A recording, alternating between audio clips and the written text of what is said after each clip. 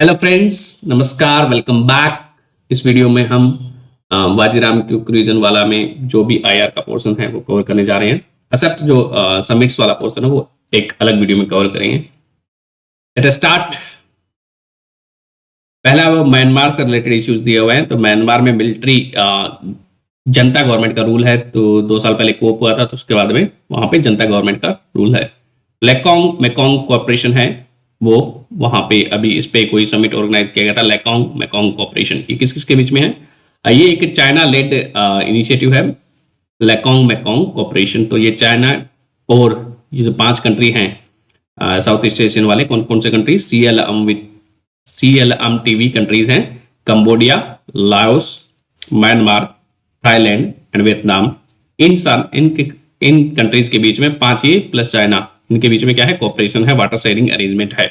जो लेकांग और Mekong river है उनका, ठीक है। इसको बनाया गया है 2016 में, इसको फॉर्म किया गया था ताकि जो वाटर जो आ रहा है इन रिवर्स में, एंड चाइना बहुत सारे डैम बना रहा है, तो उनसे क्या है, उसको वाटर को कंट्रोल करना इनका काम है, वाटर मैनेजमेंट के लिए। देन इसी तरह से एक गंगा मेकोंग कॉर्पोरेशन है, गंगा मेकोंग कॉर्पोरेशन।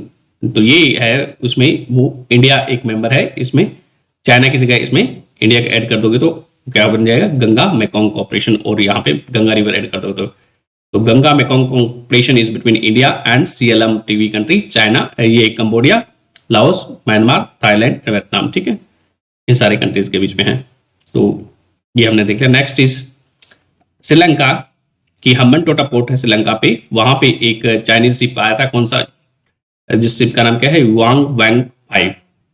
युआन वैंग 5 चाइनीज शिप ने यहाँ पे रुका था ये कुछ दिन। एक कॉन्सनेंस हमारे पे इसने करने की कोशिश की थी।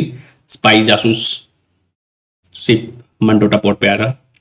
देन श्रीलंका से रिलेटेड और बातें देखें तो इंडिया ने एब्सटेंड किया था श्रीलंका पे वोट पे एट यूएनएचआरसी में एक रेजोल्यूशन आया था श्रीलंका के अगेंस्ट में, एंड वहां पे इंडिया ने इसमें एब्सटेंड किया था। यूएनएचआरसी क्या है? United Nation human right council है। United Nation human right council में कितने मेंबर हैं? 47 मेंबर हैं। एंड इसमें इसको एस्टेब्लिश किया गया था 2006 में। यूएनएचआरसी को एस्टेब्लिश किया गया 2006 में by United Nation General Assembly के रेजोल्यूशन के द्वारा इसको एस्टेब्लिश किया गया था। इसने रिप्लेस किया था United nation commission on human rights. United nation commission on human right को रिप्लेस करके यूएनएचआरसी बनी है। एंड इसका जो मेंबर होते हैं उनको कितने टेन्योर होता है? 3 ईयर के टेन्योर के लिए इनका इलेक्ट किए जाते हैं यूनाइटेड नेशन जनरल असेंबली के द्वारा, ठीक है। एंड तो 3 ईयर का इनका टेन्योर होता है। एंड मैक्सिमम कंजिक्यूटिव टर्म कितनी हो सकती है? 2 साल, 2 टाइम्स इनको इलेक्ट किया जा सकता है। तो कंजिक्यूटिव टर्म कितनी हो सकती है? मैक्सिमम 2 हो सकती है। यदि देखो तीसरी टर्म यानी कि जो 7वें साल यदि कंटिन्यू करना चाहता है तो उसको लिए क्या है? उसको गैप लेना पड़ेगा बीच में। तो मैक्सिमम 6 ईयर का भी उसका हो सकता है टेन्योर किसी कंट्री का। इस तरह से नेक्स्ट है टॉपिक है वो हमारा है 13th अमेंडमेंट का संबंध किससे है? तो वो श्रीलंका से है। 13th अमेंडमेंट, ठीक है। तो इसमें जो राजीव जयवर्धने अकॉर्ड साइन किया गया था श्रीलंका और इंडिया के बीच में, that is also called as Indo Sri Lanka accord 1987। उसके अंदर क्या डिसाइड किया गया था कि जो प्रोविंशियल काउंसिल है वो श्रीलंका में निर्माण किया जाएगा उनका। एंड जो तमिल एरियाज हैं, जो जाफना वाला एरिया है, तमिल वाला है, तो वहां पे इसको तमिल को क्या है? एक ऑफिशियल लैंग्वेज भी माना जाएगा श्रीलंका की।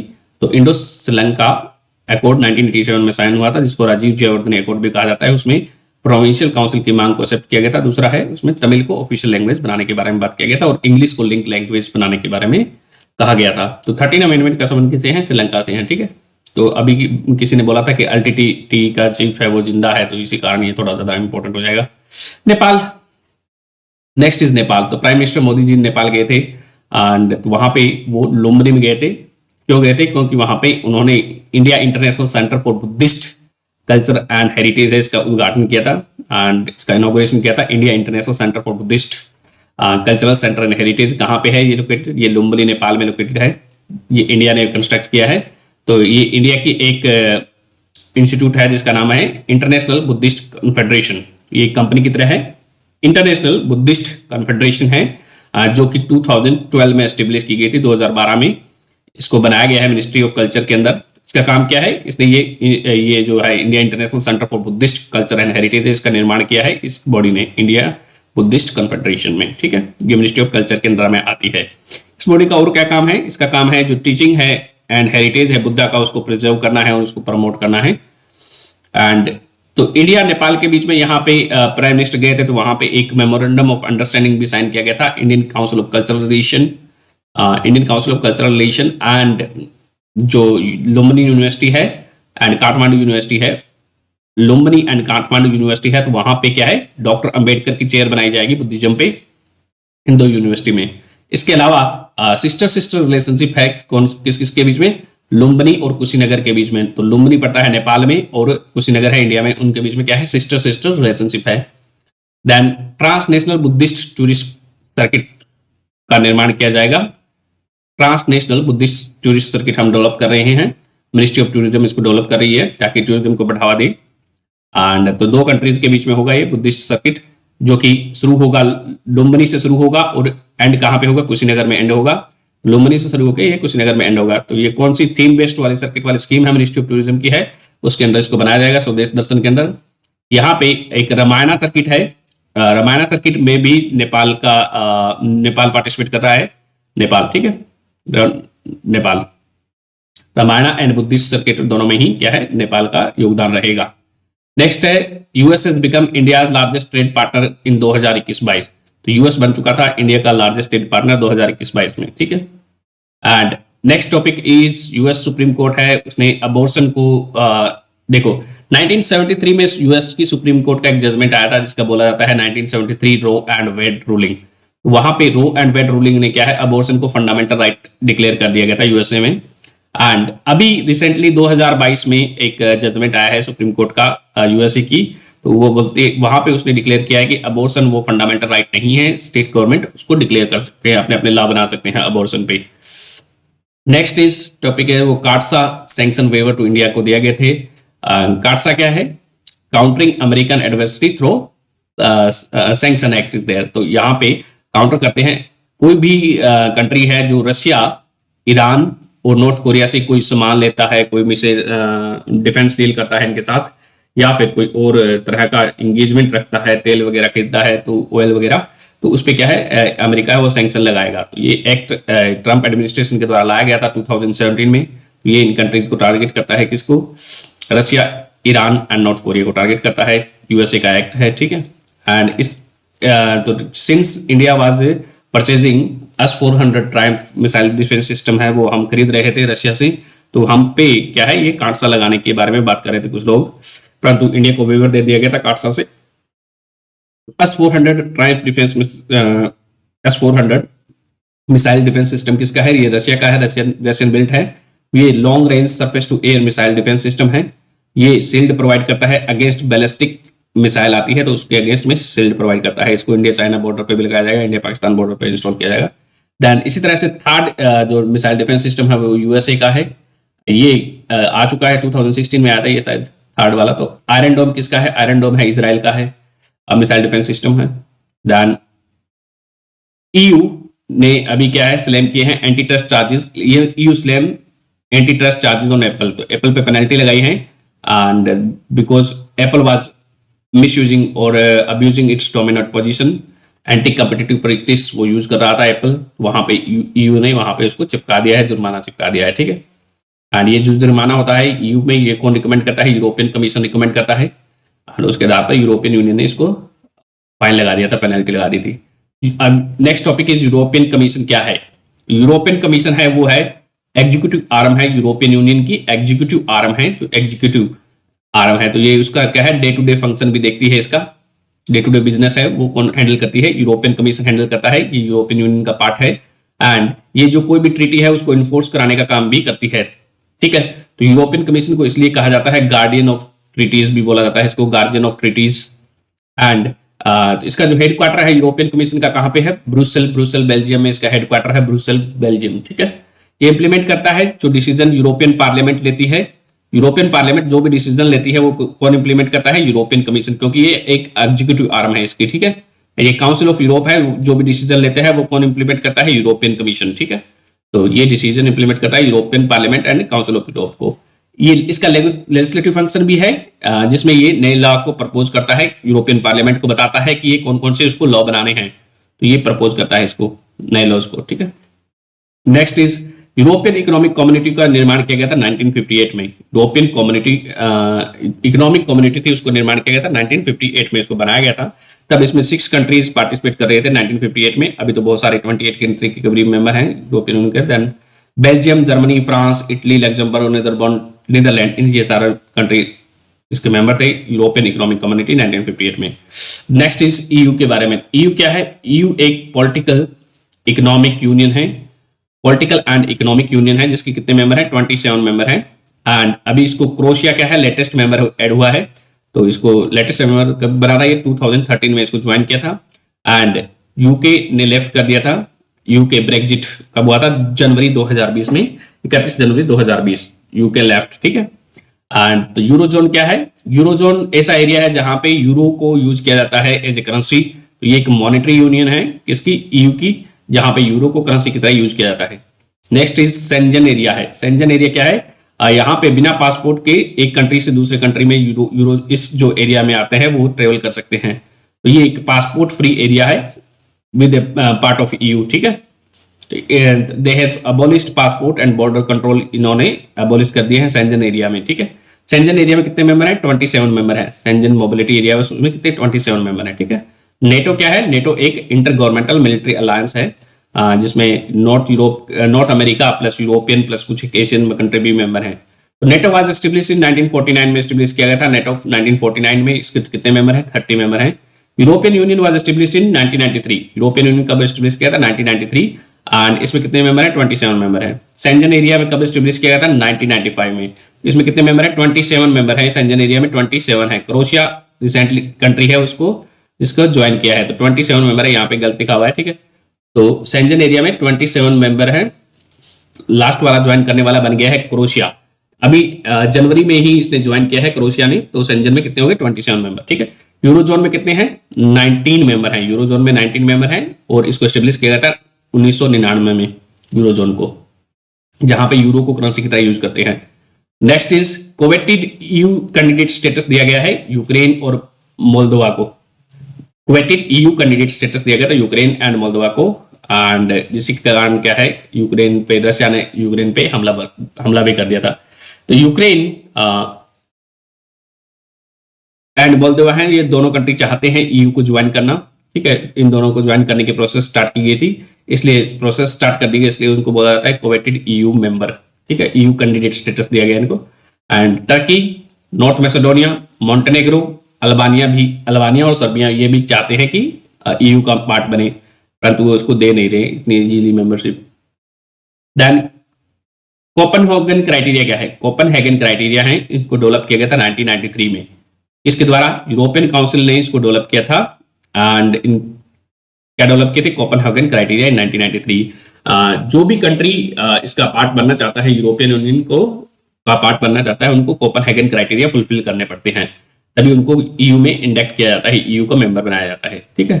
तो इसमें कोपेनहेगन क्राइटेरिया क्या है? क्या है? फ्री मार्केट इकोनॉमी होना चाहिए उस कंट्री के पास।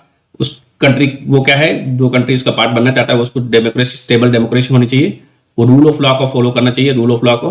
ह्यूमन राइट्स अच्छे होने चाहिए वहां पे, उस कंट्री में ह्यूमन राइट की सिचुएशन। एंड उस कंट्री को यूरोपियन यूनियन के जितने भी लॉज हैं, ट्रीटीज है, उसको इंप्लीमेंट करना पड़ेगा। Implement all the EU rules and regulation. तो क्या है? कोपेनहेगन क्राइटेरिया क्या है? फ्री मार्केट इकोनॉमी, डेमोक्रेसी होनी चाहिए वहां पे, रूल ऑफ लॉ होना चाहिए, human right and all European EU regulation को उसको इंप्लीमेंट करना पड़ेगा और यूरो को भी मानना पड़ेगा, ठीक है। Next is European parliament. तो यूरोपियन पार्लियामेंट में जो वो पार्लियामेंट है, जैसे हमारी पार्लियामेंट है, हम एमपी को चुन के भेजते हैं, वैसे ही यूरोपियन यूनियन के जो सिटीजन्स हैं वो यूरोपियन पार्लियामेंट के जो मेंबर्स होते हैं उनको इलेक्ट करके भेजते हैं। तो दे आर डायरेक्टली इलेक्टेड होते हैं। यूरोपियन पार्लियामेंट के मेंबर हैं, दे आर डायरेक्टली इलेक्टेड होते हैं, जो रिप्रेजेंट करते हैं यूरोपियन यूनियन के सिटीजन्स को, ठीक है। हमारी जो पार्लियामेंट है वैसे ही इनकी पार्लियामेंट है, यूरोपियन पार्लियामेंट, ठीक है। यूरोपियन काउंसिल क्या है? यूरोपियन काउंसिल में क्या है? हेड ऑफ स्टेट या फिर हेड ऑफ गवर्नमेंट होता है, जैसे कि प्रेसिडेंट हो सकता है या फिर प्राइम मिनिस्टर होता है। हर एक कंट्री, जितने भी मेंबर कंट्रीज हैं, 27 मेंबर कंट्री हैं, तो उनके क्या है? 27 हेड ऑफ स्टेट्स जहां पे मिलते हैं, उस बॉडी को बोला जाता है यूरोपियन काउंसिल बोला जाता है, ठीक है। Next is council of European union होती है एक काउंसिल, या फिर इसको द काउंसिल भी कहा जाता है। Council of European union is different from European council से, ये अलग है, ये अलग है, ठीक है। तो यूरोपियन काउंसिल में हेड ऑफ स्टेट होते हैं, इसमें काउंसिल ऑफ यूरोपियन यूनियन होता है, या फिर द काउंसिल में ये रिप्रेजेंट की जाती है गवर्नमेंट मेंबर को द्वारा। तो it represent the government of members, जो मेंबर कंट्रीज होते हैं उनकी गवर्नमेंट को रिप्रेजेंट करती है council of European Union, and इसको द काउंसिल भी कहा जाता है, ठीक है। यूरोपियन कमीशन है, नेक्स्ट इज यूरोपियन कमीशन है, वो रिप्रेजेंट करता है interest of EU as a whole.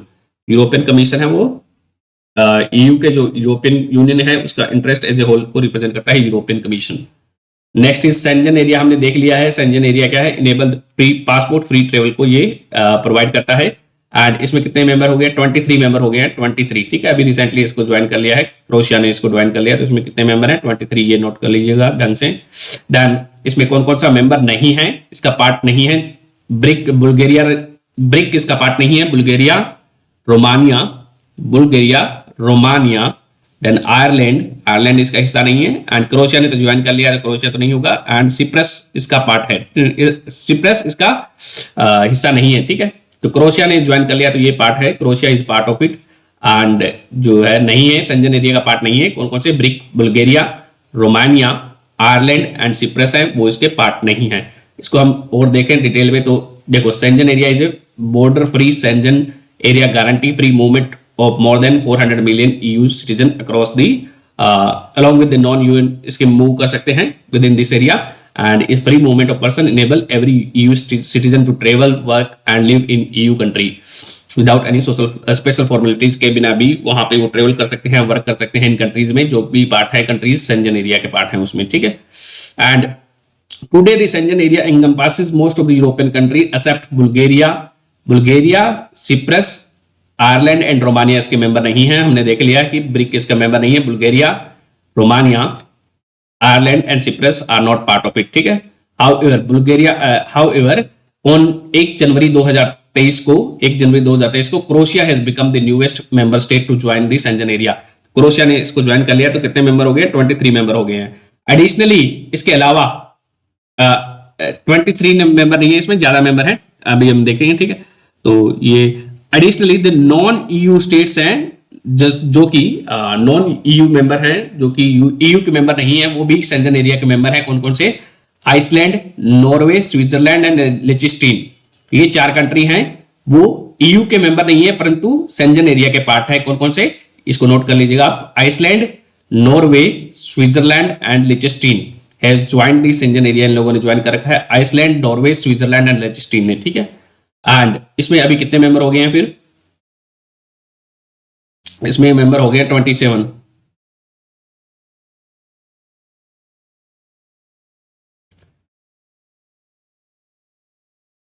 इसमें जो सेंजन एरिया को ज्वाइन करने के लिए कुछ क्राइटेरिया होते हैं। Criteria to country to join the Schengen area, joining the Schengen area are not merely a political decision of joining states. कोई मुंह चक्के उठा के चला जाए और वो बोल दे कि वो उसको ज्वाइन करेगा, वो ज्वाइन नहीं कर सकता है, ठीक है। इसके लिए पहले अप्लाई करना पड़ता है, जैसे कि हमने कोपेनहेगन रूल्स देखे थे, उसी तरह से सेंजन रूल्स हैं।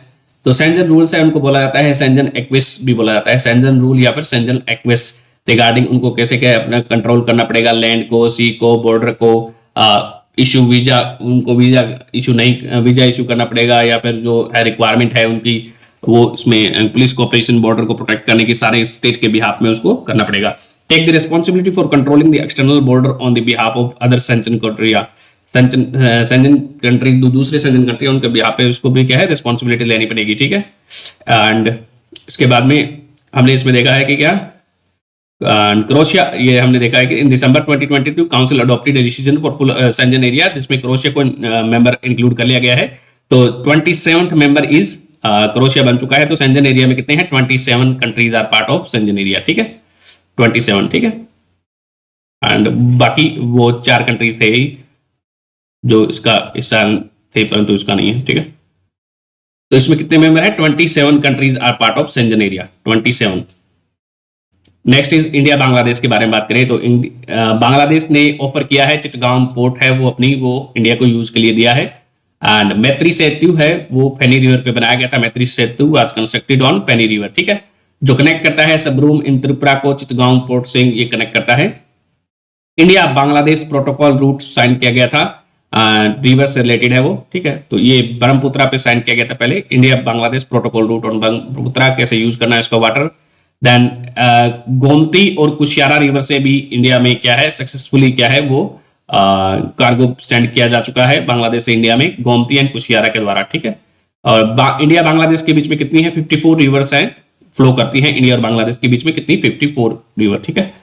Padma bridge, next topic is Padma bridge. तो बांग्लादेश ने अपना लार्जेस्ट जो लॉन्गेस्ट डैम बनाया ब्रिज बनाया है, बांग्लादेश के लॉन्गेस्ट ब्रिज का नाम क्या है पद्मा ब्रिज है, ठीक है। तो ये जो ब्रिज है पद्मा ब्रिज है वो लिंक की तरह काम करेगा with trans Asian highway network है उसको लिंक की तरह प्रोवाइड करेगा। ट्रांस एशियन हाईवे नेटवर्क में कौन कौन से मेंबर हैं, Bangladesh, India, Nepal, China, Myanmar, Singapore and Thailand, ठीक है। तो ये कंट्री है वो इसका मेंबर हो जाएंगे, ठीक है। तो Bangladesh, India, China, Myanmar, Singapore, Thailand, ये क्या है ट्रांस एशियन हाईवे नेटवर्क का पार्ट है। एंड पद्मा ब्रिज है इसके लिए लिंक की तरह काम कर रहा है, तो बांग्लादेश को इन कंट्री से जोड़ेगा पद्मा ब्रिज, ठीक है। मैत्री पावर प्लांट स्टेब्लिश किया गया था इंडिया के द्वारा रामफल इन खुलना बांग्लादेश के अंदर, एंड ये 1320 मेगावाट का है। तो यहाँ पे 660 की 2 यूनिट लगी हुई है, तो 1320 मेगावाट का ये थर्मल पावर प्लांट है। कौन सा थर्मल पावर प्लांट है, ये super critical coal fired thermal power plant है। तो super critical coal fired thermal plant हमने स्टेब्लिश किया है बांग्लादेश में। इसके अलावा रुस्पा ब्रिज है वो बनाया गया है, वो कनेक्ट करेगा मोंगला पोर्ट को खुलना से। रुस्पा ब्रिज है वो कनेक्ट करेगा मोंगला पोर्ट को खुलना से कनेक्ट करेगा, ठीक है। इसके अलावा हम 2 रेलवे लाइन बिछाने का भी काम कर रहे हैं। खुलना दसना रेलवे लिंक रिसेंटली इस पे काम चल रहा है, खुलना और दसना के बीच में। Next is Parbatipur and Kaunia, Parbatipur and Kaunia के बीच में रेलवे लाइन बिछाने का काम चल रहा है, ठीक है। देन नेक्स्ट है वो बांग्लादेश की जो प्राइम मिनिस्टर आई थी, तब हमने डिसाइड किया था कि हम स्कॉलरशिप देंगे 71 जो 1971 में बांग्लादेश का लिबरेशन वार हुआ था, तो उनके जो डिसेंडेंट होंगे बच्चे होंगे उनको क्या है स्कॉलरशिप प्रोवाइड की जाएगी। देन इसको बोला गया था scholarship for 71 war descendant. And next is international agreement, internal interim agreement sign किया गया है कुशियारा रिवर के वाटर को शेयर करने पे, अभी क्या है इंटरिम एग्रीमेंट साइन किया गया है। एंड कुशियारा रिवर जो है इंडिया जो के से ब्राक रिवर एंटर करती है नागालैंड में, तो नागालैंड में 2 पार्ट में डिवाइड हो जाती है, एंड तब एक कुशियारा रिवर होती है एक और होती है, ठीक है। इसके बारे में हम आगे देखेंगे। Next is Ganga river water sharing. तो Ganga river water sharing agreement sign किया गया था इंडिया एंड बांग्लादेश के बीच में 1996 में साइन किया गया था इसको, एंड ये 30 ईयर के लिए वाटर शेयरिंग एग्रीमेंट था, जिसके अनुसार इस एग्रीमेंट के अनुसार Ganga river water sharing agreement के अनुसार जो फरक्का ब्रिज पे जितना भी पानी आ रहा है उसमें से 40,000 क्यूसेक वाटर इंडिया को मिलेगा, 35,000 क्यूसेक वाटर है वो बांग्लादेश को मिलेगा, 40,000 इंडिया को, 35,000 क्यूसेक वाटर है वो बांग्लादेश को मिलेगा, ठीक है। फरक्का ब्रिज पे जितना भी पानी होगा, ठीक है। यदि फरक्का ब्रिज पे जो पानी है वो 70,000 क्यूसेक से कम चला जाए, तो क्यूबिक ये क्यूसेक से कम चला जाए तो उस दोनों कंट्रीज में इक्वल अमाउंट में वाटर डिवाइड होगा, ठीक है। Then next topic is North Stream pipeline. तो नॉर्थ स्ट्रीम पाइपलाइन है वो रशिया से जर्मनी को कनेक्ट करती है। तो जर्मनी में वेयोबर्ग है, ये वेयोबर्ग एक रशिया में स्थान है, लोकेशन है लेनिनग्राड में। तो एक ऑयल फील्ड है लेनिनग्राड में, ऑयल फील्ड है वेयोबर्ग, वो कनेक्ट करता है रशिया में, इसको लुब्मिन से कनेक्ट किया गया है। लुब्मिन लाई करता है जर्मनी के ग्रेफ्सवाल्ड में, ग्रेफ्सवाल्ड में ये लोकेटेड है लुब्मिन, वो से इसको कनेक्ट करता है। दूसरा जो नॉर्थ स्ट्रीम पाइपलाइन 2 थी वो उस्तलुगा को कनेक्ट करता है लुब्मिन से। उस्तलुगा इन लेनिनग्राड में ही पड़ता है एंड उसको लुब्मिन से कनेक्ट करता है, ठीक है। एंड ये जो है पाइपलाइन नॉर्थ स्ट्रीम पाइपलाइन है वो कनेक्ट करती है, वो पास होती है exclusive economic zone of Russia, Finland, Sweden, Denmark and Germany, in countries के एक्सक्लूसिव इकोनॉमिक जोन से ये पास होती है, ठीक है। एंड ये जो नॉर्थ स्ट्रीम पाइपलाइन है वो कनेक्ट करेगी ओपल पाइपलाइन एंड अनियल पाइपलाइन है उससे को कनेक्ट करेगी। ओपल क्या है, बाल्टिक सी पाइपलाइन है उसको कनेक्ट करेगी जर्मनी में, एंड नॉर्थ यूरोप पाइपलाइन है जर्मनी में, उसको इसको कनेक्ट किया जाएगा नॉर्थ स्ट्रीम पाइपलाइन से। इंडिया और जर्मनी के बारे में बात करें, रिलेशन के बारे में बात करें, तो इंडिया और जर्मनी ने एक आईजीसी का गठन किया है। आईजीसी क्या है, इंटर गवर्नमेंटल कंसल्टेशन। तो इंटर गवर्नमेंटल कंसल्टेशन कौन से देश के बीच में चल रहा है? ये भारत और जर्मनी के बीच में चल रहा है। इसमें 2 साल में एक बार होगा, ये बाई एनुअल होगा। इंटर गवर्नमेंटल कंसल्टेशन होंगे बहुत सारे फील्ड में, बहुत सारी मिनिस्ट्रीज में पार्टिसिपेट करेगी and once in 2 year they will be holding. ठीक है, इसके अलावा हमने green and sustainable development partnership sign की है जर्मनी के साथ, साइन करेंगे green and sustainable development partnership. उसके अंदर हम क्या कर रहे हैं, एक India Germany green hydrogen road map तैयार किया जा रहा है। Green and sustainable development partnership के अंदर India green hydrogen road map तैयार किया जा रहा है। यहाँ पर रिन्यूएबल एनर्जी पे भी फोकस है, रिन्यूएबल एनर्जी पार्टनरशिप साइन की जा रही है इंडिया जर्मनी के बीच में। लाइट हाउस कोऑपरेशन भी किया जा रहा है इंडिया और जर्मनी के बीच में on agro ecology and natural resources पे लाइट हाउस कोऑपरेशन किया गया है। इसके अलावा हम जर्मनी इंडिया को हेल्प करेगा लेह से हरियाणा, लेह लद्दाख में है पड़ता है, वहां से हरियाणा में क्या है एनर्जी कॉरिडोर स्थापित किया जा रहा है, ग्रीन एनर्जी कॉरिडोर, उसको बनाने में ये हेल्प करेगा। तो ये ट्रांसमिशन लाइन बिछाई जा रही है लेह लद्दाख से हरियाणा में ग्रीन एनर्जी कॉरिडोर, उसमें जर्मनी हेल्प कर रहा है। इसके अलावा जर्मनी है वो कार्बन न्यूट्रल लद्दाख बनाने में भी, जो यूनियन टेरिटरी है लद्दाख की उसको कार्बन न्यूट्रल होने में भी हेल्प करेगा जर्मनी। ठीक है, अब बनने में। नेक्स्ट टॉपिक है वो हमारा है एजियन आइलैंड ऑफ डिस्प्यूट। तो एजियन आइलैंड डिस्प्यूट कौन से कंट्रीज के बीच में चल रहा है? ये टर्की एंड ग्रीस के बीच में एजियन आइलैंड डिस्प्यूट चल रहा है। एंड तो ये 1923 में एक ट्रीटी आई थी, ट्रीटी ऑफ लोसाने, एंड फिर 1947 पेरिस ट्रीटी है। वो बोलती है कि जो एजियन आइलैंड का रीजन है उसको अनआर्म्ड रखना है। तो इन दोनों के बीच में डिस्प्यूट चल रहा है, किसके बीच में? याद रखना है कि एजियन आइलैंड डिस्प्यूट है वो टर्की और ग्रीस के बीच में है। ठीक है, एंड यूएन क्लॉज है वो साइन किया गया था 1982 में, 1982 यूएन क्लॉज। तो इसने ग्रीस ने इसको साइन कर रखा है क्योंकि ये जो एजियन सी है वो इसको मानता, एजियन आइलैंड है वो यूएन क्लॉज मानता है इसका पार्ट है। ठीक है, टर्की के पार्ट नहीं है, वो ग्रीस के पार्ट है। यूएन क्लॉज ये कह रहा है, परंतु टर्की कहता है कि वो मेरे पार्ट है, मेरा हिस्सा है, तो इसलिए उसने ये ज्वाइन नहीं किया हुआ है। यूएन क्लॉज का पार्ट नहीं है टर्की, तो Turkey is not a part of UN clause का पार्ट नहीं है। ठीक है, देन नॉर्दर्न आयरलैंड प्रोटोकॉल किससे रिलेटेड है? ये ब्रेक्जिट से रिलेटेड था। Northern Ireland protocol, Northern Ireland protocol है ये, नॉर्दर्न आयरलैंड और या Northern Ireland protocol is related with Brexit. वहां पे ये solution to avoid custom checks होंगे, उनको अवॉइड करने में हेल्प करेगा। ठीक है, तो ग्रेट ब्रिटेन में कौन कौन लाइक करता है? ग्रेट ब्रिटेन में क्या क्या पार्ट है? इंग्लैंड, स्कॉटलैंड एंड वेल्स है, ये ग्रेट ब्रिटेन का हिस्सा है, England, Scotland and Wales. Next is IPF, Indo Pacific economic framework launch किया गया था यूएस के द्वारा, यूएस से प्रेसिडेंट जो बाइडेन ने लॉन्च किया था इंडो पैसिफिक इकोनॉमिक फ्रेमवर्क। ये एक फ्री ट्रेड एग्रीमेंट नहीं है, it is not A free trade agreement, ये फ्री ट्रेड एग्रीमेंट नहीं है, ना ही ये मिलिट्री ऑर्गेनाइजेशन है। इंडो पैसिफिक इकोनॉमिक फ्रेमवर्क है ये एक एडमिनिस्ट्रेटिव अरेंजमेंट है, एंड एडमिनिस्ट्रेटिव अरेंजमेंट है जिसमें जो कंट्री चाहते हैं वो उसका हिस्सा बन सकते हैं। तो इसमें 13 कंट्री पार्टिसिपेट कर रहे हैं, यूएस के साथ में 13 country, USA plus 12 other country. India भी इसका पार्टिसिपेट कर रहा है इसमें। तो इसके 4 पिलर कौन कौन से हैं? इसके 4 पिलर हैं। फिस्ट है, तो फिस्ट इसके 4 पिलर हैं, कौन कौन से हैं? Free and resilient trade, supply chain resilience, infrastructure and decarbonisation, then tax and anti corruption. तो इसके 4 ये पिलर हो गए। एफ से क्या है? फ्री एंड रेजिलिएंट ट्रेड, आई से क्या है? इंफ्रास्ट्रक्चर, टी से क्या है? Tax and anti corruption, and S से क्या है? Supply chain resilience. तो इसके 4 पिलर आपको याद रखने हैं इंडो पैसिफिक इकोनॉमिक फ्रेमवर्क के।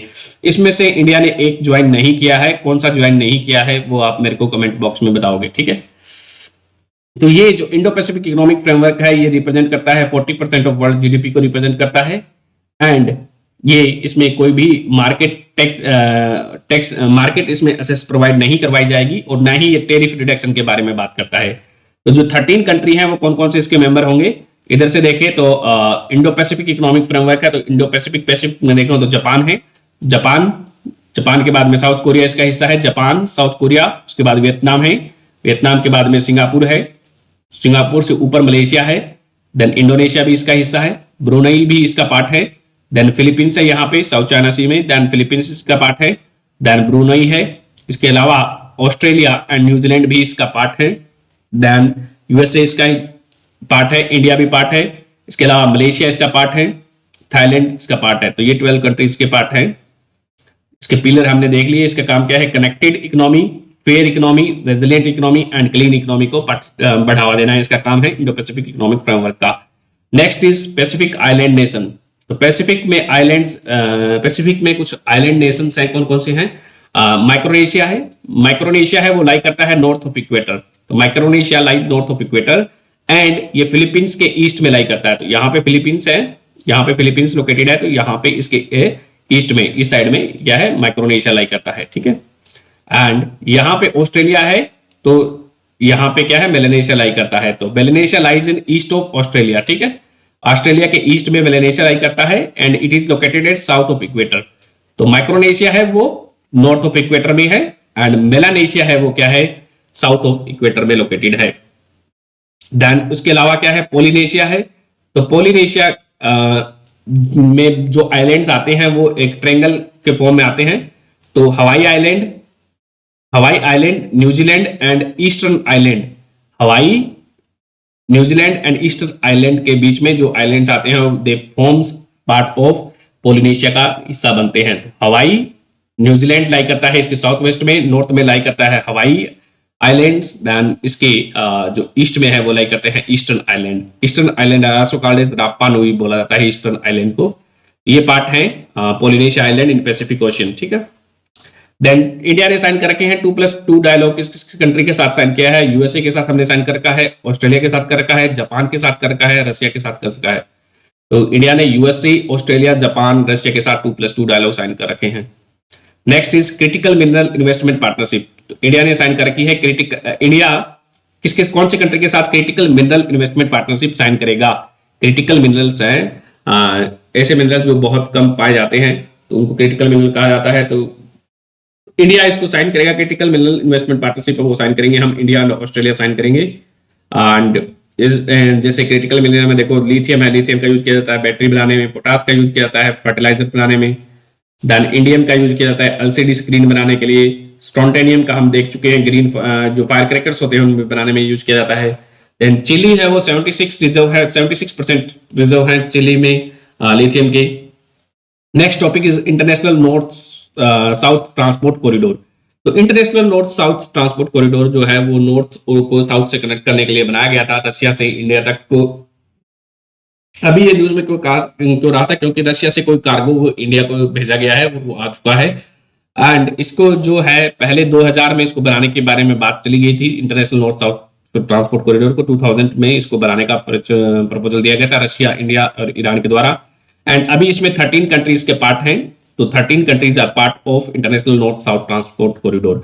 इंपॉर्टेंट बात है कि इसका तुर्कमेनिस्तान है, तुर्कमेनिस्तान वो पार्ट नहीं है, Turkmenistan international north south corridor का पार्ट नहीं है। एंड बुल्गारिया है वो इसका ऑब्जर्वर स्टेट है, ठीक है, इसमें ऑब्जर्वर है बुल्गारिया। एंड इसका जो पार्ट कौन कौन से हैं फिर, अजरबैजान है, बेलारूस है, आर्मेनिया है, इंडिया है, ईरान है, Kazakhstan, Kyrgyzstan, Oman, Russia, Tajikistan, Turkey, Ukraine भी है इसका पार्ट है, international north south transport corridor का यूक्रेन पार्ट है, सीरिया पार्ट है। तो तुर्कमेनिस्तान केवल ऐसा सेंट्रल एशियन कंट्री है, उसका पार्ट नहीं है, ठीक है। और कौन सा है, उज्बेकिस्तान, यूक्रेन हो गया, ठीक है, हाँ ठीक है। नॉर्थ में देखो नॉर्थ एंड वेस्टर्न यूरोप, इसके क्या है बहुत सारे कंपोनेंट्स हैं, तो नॉर्थ एंड वेस्टर्न यूरोप को कनेक्ट करने वाला एक कंपोनेंट है। उसके अलावा जो इसका वेस्टर्न कंपोनेंट है, वेस्टर्न रूट है, वो इसके रूट्स हैं international north south transport corridor के। इसका जो वेस्टर्न कंपोनेंट है वो पर्सियन गल्फ को कनेक्ट करेगा, एंड सेंट्रल एशियन कंपोनेंट है वो इसको कनेक्ट करेगा ईस्टर्न कंपोनेंट को, यूरोशियन वाले को। देन इसका जो बीच वाला कंपोनेंट है, सेंट्रल कंपोनेंट है, वो क्या है, कैस्पियन सी को कनेक्ट करेगा with Iran and Persian gulf के साथ।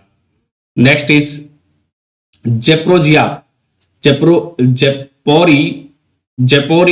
ये क्या है, यूक्रेन का एक न्यूक्लियर पावर प्लांट है जो कि रूस के कब्जे में आ चुका था। इसके अलावा IAEA international atomic energy agency है, या फिर एटम्स और पीस होते हैं, उसके अंदर आती है सेफगार्ड प्रोटोकॉल, एडिशनल प्रोटोकॉल इसी के अंदर आती है, ठीक है। NPT, next topic is nuclear proliferation treaty. इसको एस्टेब्लिश किया गया था, इसको साइन किया गया था 1968 में साइन किया गया था NPT को। कम इनटू फोर्स इन 1970 में ये फोर्स में आती है। 191 कंट्रीज इसके अभी सिग्नेटरी कंट्रीज हैं। 5 कंट्रीज के अभी NPT जिन्होंने साइन नहीं कर रखा है, कौन कौन से हैं, जो कि जिनके पास न्यूक्लियर वेपन है, South Sudan, India, Pakistan, Israel and North Korea. South Sudan, India, Pakistan, Israel and North Korea अभी एनपीटी के पार्ट नहीं है। South Sudan, India, Pakistan, Israel, इन लोगों ने क्या है, ऊपर वाले चार ने दे हैव नेवर साइंड, इन्होंने कभी साइन भी नहीं किया था, जबकि नॉर्थ कोरिया ने क्या है, विड्रॉ कर लिया था 2003 में, ठीक है, साइन किया था, फिर नॉर्थ कोरिया ने विड्रॉ कर लिया था। ओरिजिनली ये जो ट्रीटी थी एनपीटी वो बनाई गई थी 25 साल के लिए, परंतु इसको अभी इंडेफिनेटली एक्सटेंड कर दिया गया है, एक्सटेंड कर दिया गया है इंडेफिनेटली, ठीक है। ये न्यूक्लियर फ्री वर्ल्ड बनाना चाहती है, न्यूक्लियर नॉन प्रोलिफरेशन को रोकना चाहती है, न्यूक्लियर नॉन प्रोलिफरेशन को बढ़ावा देना चाहती है। एंड एनपीटी क्या है, इसके अंदर सेफगार्ड सिस्टम बनाए गए हैं, सेफगार्ड सिस्टम को लागू करने की जिम्मेदारी दी है इंटरनेशनल एटॉमिक एनर्जी एजेंसी को, ठीक है। तो ये नॉन सेफगार्ड करेगी कि प्रोलिफरेशन नहीं हो न्यूक्लियर टेक्नोलॉजी का, न्यूक्लियर रिसोर्सेज का। Next topic is Chabahar. तो इंडिया ईरान में चाबहार पोर्ट डेवलप कर रहा है। तो चाबहार पोर्ट है वो लाई करती है कहां पे, साउथ ईस्टर्न ईरान में लाई करती है। साउथ ईस्टर्न, ये यहाँ पे ईरान है, तो यहाँ पे इसके साउथ ईस्टर्न पार्ट में क्या है, चाबहार पोर्ट लोकेटेड है, ठीक है। ये गल्फ ऑफ ओमान वाले रीजन में लाई करती है। इसके दो पार्ट हैं, चाबहार पोर्ट के दो पार्ट हैं, शहीद कलांतरी पोर्ट है, दूसरा पोर्शन है इसका शहीद बहिश्ती पोर्शन। तो इंडिया कंस्ट्रक्ट कर रहा था शहीद बहिश्ती पोर्शन को, इंडिया बना रहा था शहीद बहिश्ती, एंड जो शहीद कलांतरी है वो इंडिया नहीं बना रहा है, ठीक है। एंड इसमें ये प्रोवाइड करेगा इंडिया को सेंट्रल एशिया से कनेक्टिविटी प्रोवाइड करेगा once constructed this Chabahar port. And Chabahar port को कनेक्टिविटी प्रोवाइड करने के लिए अफगानिस्तान में क्या है, एक हाईवे कंस्ट्रक्ट किया जा रहा था, डेलाराम हाईवे, जरांज डेलाराम हाईवे, यहां से कनेक्ट किया जा रहा था। अफगानिस्तान में लाई करता है जारांग डेलाराम हाईवे, जबकि जो रेलवे लाइन है जेहदान से लेके चाबहार तक रेलवे लाइन है, उसको काम पूरा हो चुका है, ये हाईवे भी बनकर तैयार हो गया है लगभग। तो ईरान में क्या है, बंदर अब्बास पोर्ट भी लाई करती है।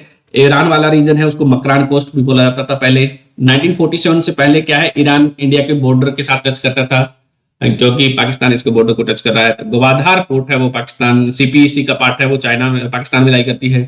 Next is Israel Lebanon. तो इजराइल और लेबनान के बीच में भी डिस्प्यूट चल रहे हैं।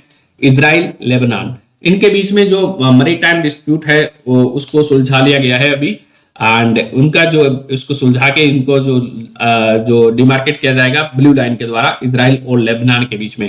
तो ब्लू लाइन है उसका संबंध किससे है, इजराइल और लेबनान से है। इनके exclusive economic zone maritime boundary है वो ब्लू लाइन होगी इजराइल और लेबनान की। तो इसमें ये बोल रहे थे इनका दोनों का डिस्प्यूट चल रहा था मैरीटाइम बाउंड्रीज के रिलेटेड, तो उन लोगों ने अपनी अपनी लाइंस बना रखी थी। लाइन 1 है, खौफ लाइन है, लाइन 23, लाइन 29। तो ये किससे रिलेटेड है, इजराइल और लेबनान के एक्सक्लूसिव इकोनॉमिक जोन को डिमार्केट करने के लिए है। जैसे इंडिया की है मैकमोहन लाइन है, देन चाइना बोल रहा है मैकडोनल्ड लाइन है, then line of actual control है।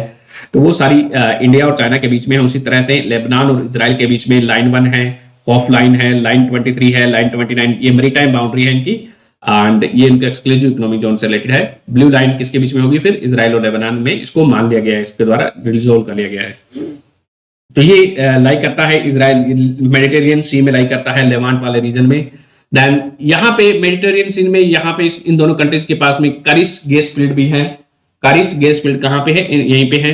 देन क्वाना गैस फील्ड है वो भी यहाँ पे लोकेटेड है मेडिटेरियन के इन कंट्रीज के पास, इजराइल के पास में ही है कारिस गैस फील्ड एंड काना गैस फील्ड।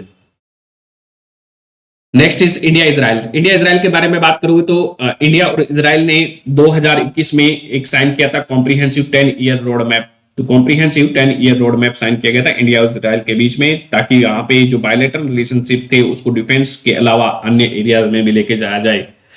इसलिए इंडिया और इजराइल के बीच में विजन ऑन डिफेंस कोऑपरेशन भी साइन किया जा चुका है। एंड तो टू स्टेट सॉल्यूशन का संबंध किससे है, इजराइल और पैलेस्टीन से है संबंध। इजराइल और पैलेस्टीन के बीच में बात चल रहा है। 10 इंडिया पार्ट था UN special committee on Palestine पे स्पेशल कमेटी बनाई गई थी, उसका हिस्सा था इंडिया। फिर 1950 में क्या है, इंडिया रिकॉग्नाइज करता है इजराइल को। इंडिया और इजराइल है वो दोनों ही लगभग 1-2 महीने का गैप है इन दोनों के बीच में, जब दोनों कंट्री क्या है लिबरेट हुए थे। तो 1950 में इंडिया ने रिकॉग्नाइज कर लिया था इजराइल को 1950 में। 1992 में दोनों के देश के बीच में डिप्लोमेटिक रिलेशन साइन किए जाते हैं इंडिया और इजराइल के बीच में। इंडिया अभी क्या है, इंडिया इजराइल और पैलेस्टीन को अलग अलग देखता है, तो इसलिए क्या है, डी हाइफनेट कर दिया गया है। तो डी हाइफनेशन पॉलिसी इंडिया ने लागू की है, इजराइल और पैलेस्टीन से रिलेटेड है। देन इजराइल और इंडिया के बीच में 3 ईयर एक्शन प्लान बनाए जाते हैं एग्रीकल्चर के फील्ड में। 3 ईयर एक्शन प्लान किससे रिलेटेड है, ये एग्रीकल्चर से रिलेटेड है। वहां पे एग्रीकल्चर को बढ़ावा देते हैं। तो ठीक है, तो इजराइल से हम बहुत सारा सीखते हैं एग्रीकल्चर के क्षेत्र में। देन अभी कौन सा है, 5th जो 3 ईयर प्लान चल रहा है वो एग्रीकल्चर में चल रहा है 2021 से 2023 में। एंड यहाँ पे इसका जो एम क्या है, वो सेंटर ऑफ एक्सीलेंस से हम विलेज ऑफ एक्सीलेंस बनाएंगे। तो इजराइल हेल्प कर रहा था कुछ विलेज को इंडिया में डेवलप करने की, तो उसमें इसको अभी क्या है, वो विलेजेस ऑफ एक्सीलेंस बनाने के बारे में बात करिए, ग्रुप ऑफ विलेजेस का एक्सीलेंस बनाएगा। देन नेक्स्ट है, इजरायली कंपनी है, एक आईडी कंपनी है, आईडीई कंपनी इजराइल की कंपनी है। उसने क्या है, एक डिसैलिनाइजेशन प्लांट लगा रखा है इंडिया में, कहाँ पे, नामेली इन तमिलनाडु में एक डिसैलिनाइजेशन प्लांट भी लगाया गया है इजरायली कंपनी आईडी के द्वारा, एंड जिसकी कैपेसिटी कितनी है, 100 मिलियन लीटर पर डे ये पानी निकालता है डिसैलिनाइजेशन प्लांट को। देन नेक्स्ट इज इंडिया और इजराइल के बीच में एक I4F फंड का निर्माण किया गया था, जिसका नाम क्या है, India Israel industrial R&D and innovation fund है।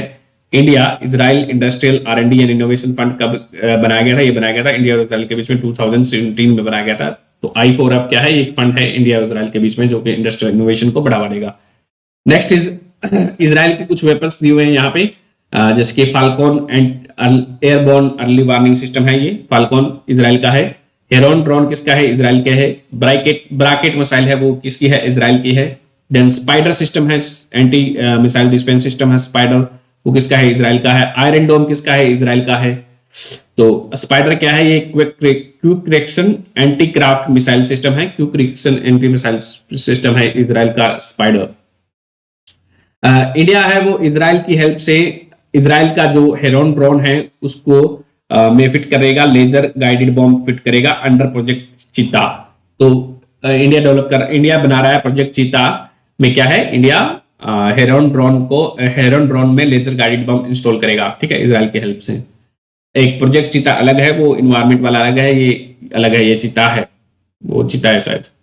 Then next topic is 1MDB scandal का संबंध किससे है, किससे रिलेटेड है, तो ये है मलेशिया से रिलेटेड है। ये यहाँ पे 1MD मलेशिया की PSU थी, वहां पे एक प्रेस बेच के इसको खा गया है, तो उसका सब स्कैंडल हुआ था यहाँ पे। 1MD स्कैंडल इज मलेशिया से रिलेटेड है, ठीक है। 1MD का नाम क्या है, वन मलेशियन डेवलपमेंटल बरहाद स्कैंडल, ठीक है। तो बरहाद ये एक PSU थी वहां की मलेशिया की। नेक्स्ट इज रशिया ने डेवलप किए हैं कुछ, एक न्यूक्लियर आइस ब्रेकर है जिसको इसने रशिया ने छोड़ा है आर्कटिक में आइस को ब्रेक करने के लिए इंस्टॉल किए हैं इनको। तो रशिया के आइस ब्रेकर का नाम क्या क्या है, यकूटिया है, यकूटिया जो आइस ब्रेकर है रशिया का, वो 3 मीटर जो है डेप्थ वाली आइस है उसको ये क्या है, ब्रेक कर सकता है। इसका जो डिस्प्लेसमेंट है वो लगभग 35,000 है यकूटिया का। देन इसके अलावा यकूटिया, अर्कटिका, सिबीर एंड रोसैया, ये क्या है, रशिया के क्या है, न्यूक्लियर आइस ब्रेकर है। यकूटिया, यूराल, अर्कटिका, सिबीर एंड रोसिया। तो रोसिया सबसे ज्यादा पावरफुल होगा, इसको 2027 में इसको बना लिया जाएगा। 70,000 टन का ये इसका डिस्प्लेसमेंट होगा और ये 4 मीटर आइस को तोड़ पाएगा रोसिया, ठीक है। एंड इंडिया भी आर्कटिक में कुछ कुछ कर रहा है। तो 1920 में हमने आर्कटिक के लिए क्या है, स्वालबर्ड ट्रीटी साइन की गई थी। तो पेरिस में साइन की गई थी स्वालबर्ड ट्रीटी, तब इंडिया यहाँ से पार्टिसिपेट किया था स्वालबर्ड ट्रीटी का, वी आर सिग्नेटरी, ये साइन किए थे 1920 में। एंड तो स्वालबर्ड को बोला जाता है डूम्सडे वॉल्ट भी बोला जाता है। तो ये यहाँ पे एक वो क्या है, वॉल्ट है जिसमें सीड्स वगैरह स्टोर किए गए हैं डिफरेंट कंट्री से। एंड हमारा जो फर्स्ट आर्कटिक साइंटिफिक एक्सपीडिशन हुआ था वो हुआ था आर्कटिक के लिए, कब हुआ था, 2007 में हमने फर्स्ट आर्कटिक एक्सपीडिशन किया था। इसके अलावा हमने यहाँ पे आर्कटिक में हिमाद्री रिसर्च स्टेशन बनाया हुआ है, कहाँ पे, नाइल एल्समंड स्वालबर्ड में है, वो लोकेटेड है नॉर्वे में। इसका हमने बनाया था 2008 में। तो हिमाद्री रिसर्च स्टेशन वो नाइल एल्समंड नॉर्वे में बनाया गया है 2008 में। इसके अलावा हमने इंड आर्क बनाए हुए हैं, ये इंड आर्क पूछा जा चुका है पहले भी। इनडायरेक्ट बनाया हुआ है। ये हमारी एक ऑब्जर्वेटरी है, मल्टी सेंसर ऑब्जर्वेटरी है, जिसको कहाँ पे हमने नॉर्वे के कोंग्सफोर्ड रीजन में बनाया हुआ है, कोंग्सफोर्ड रीजन में। देन 2016 में क्या है, हमने यहाँ पे northern most Arctic lab install की है, कहाँ पे ग्रूवे बार्डेट में इंस्टॉल की थी। इसके अलावा इंडिया ने अभी recently India Arctic policy release की थी, इंडिया आर्कटिक पॉलिसी 2022। तो यहाँ पे हम क्या है, वहां पे रिसर्च करना चाहते हैं, क्लाइमेट रिलेटेड रिसर्च है, इन्वायरमेंट रिलेटेड है, वो जो आर्कटिक का इन्वायरमेंट है वो ग्लेशियर वाला रीजन है, permafrost region. Then environmental modelling करना चाहते हैं, वहां पे हम मैरीटाइम कोऑपरेशन को बढ़ावा देंगे, एनर्जी सिक्योरिटी के लिए भी हमने इसको पॉलिसी को रिलीज किया है।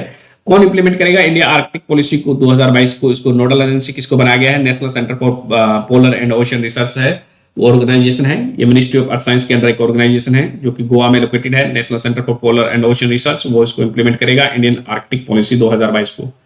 इसके अलावा आर्कटिक काउंसिल के बारे में बात करें तो आर्कटिक काउंसिल है, उसको एस्टेब्लिश किया गया था 1996 में बाय ओटावा डिक्लेरेशन के द्वारा आर्कटिक काउंसिल का निर्माण किया जाता है।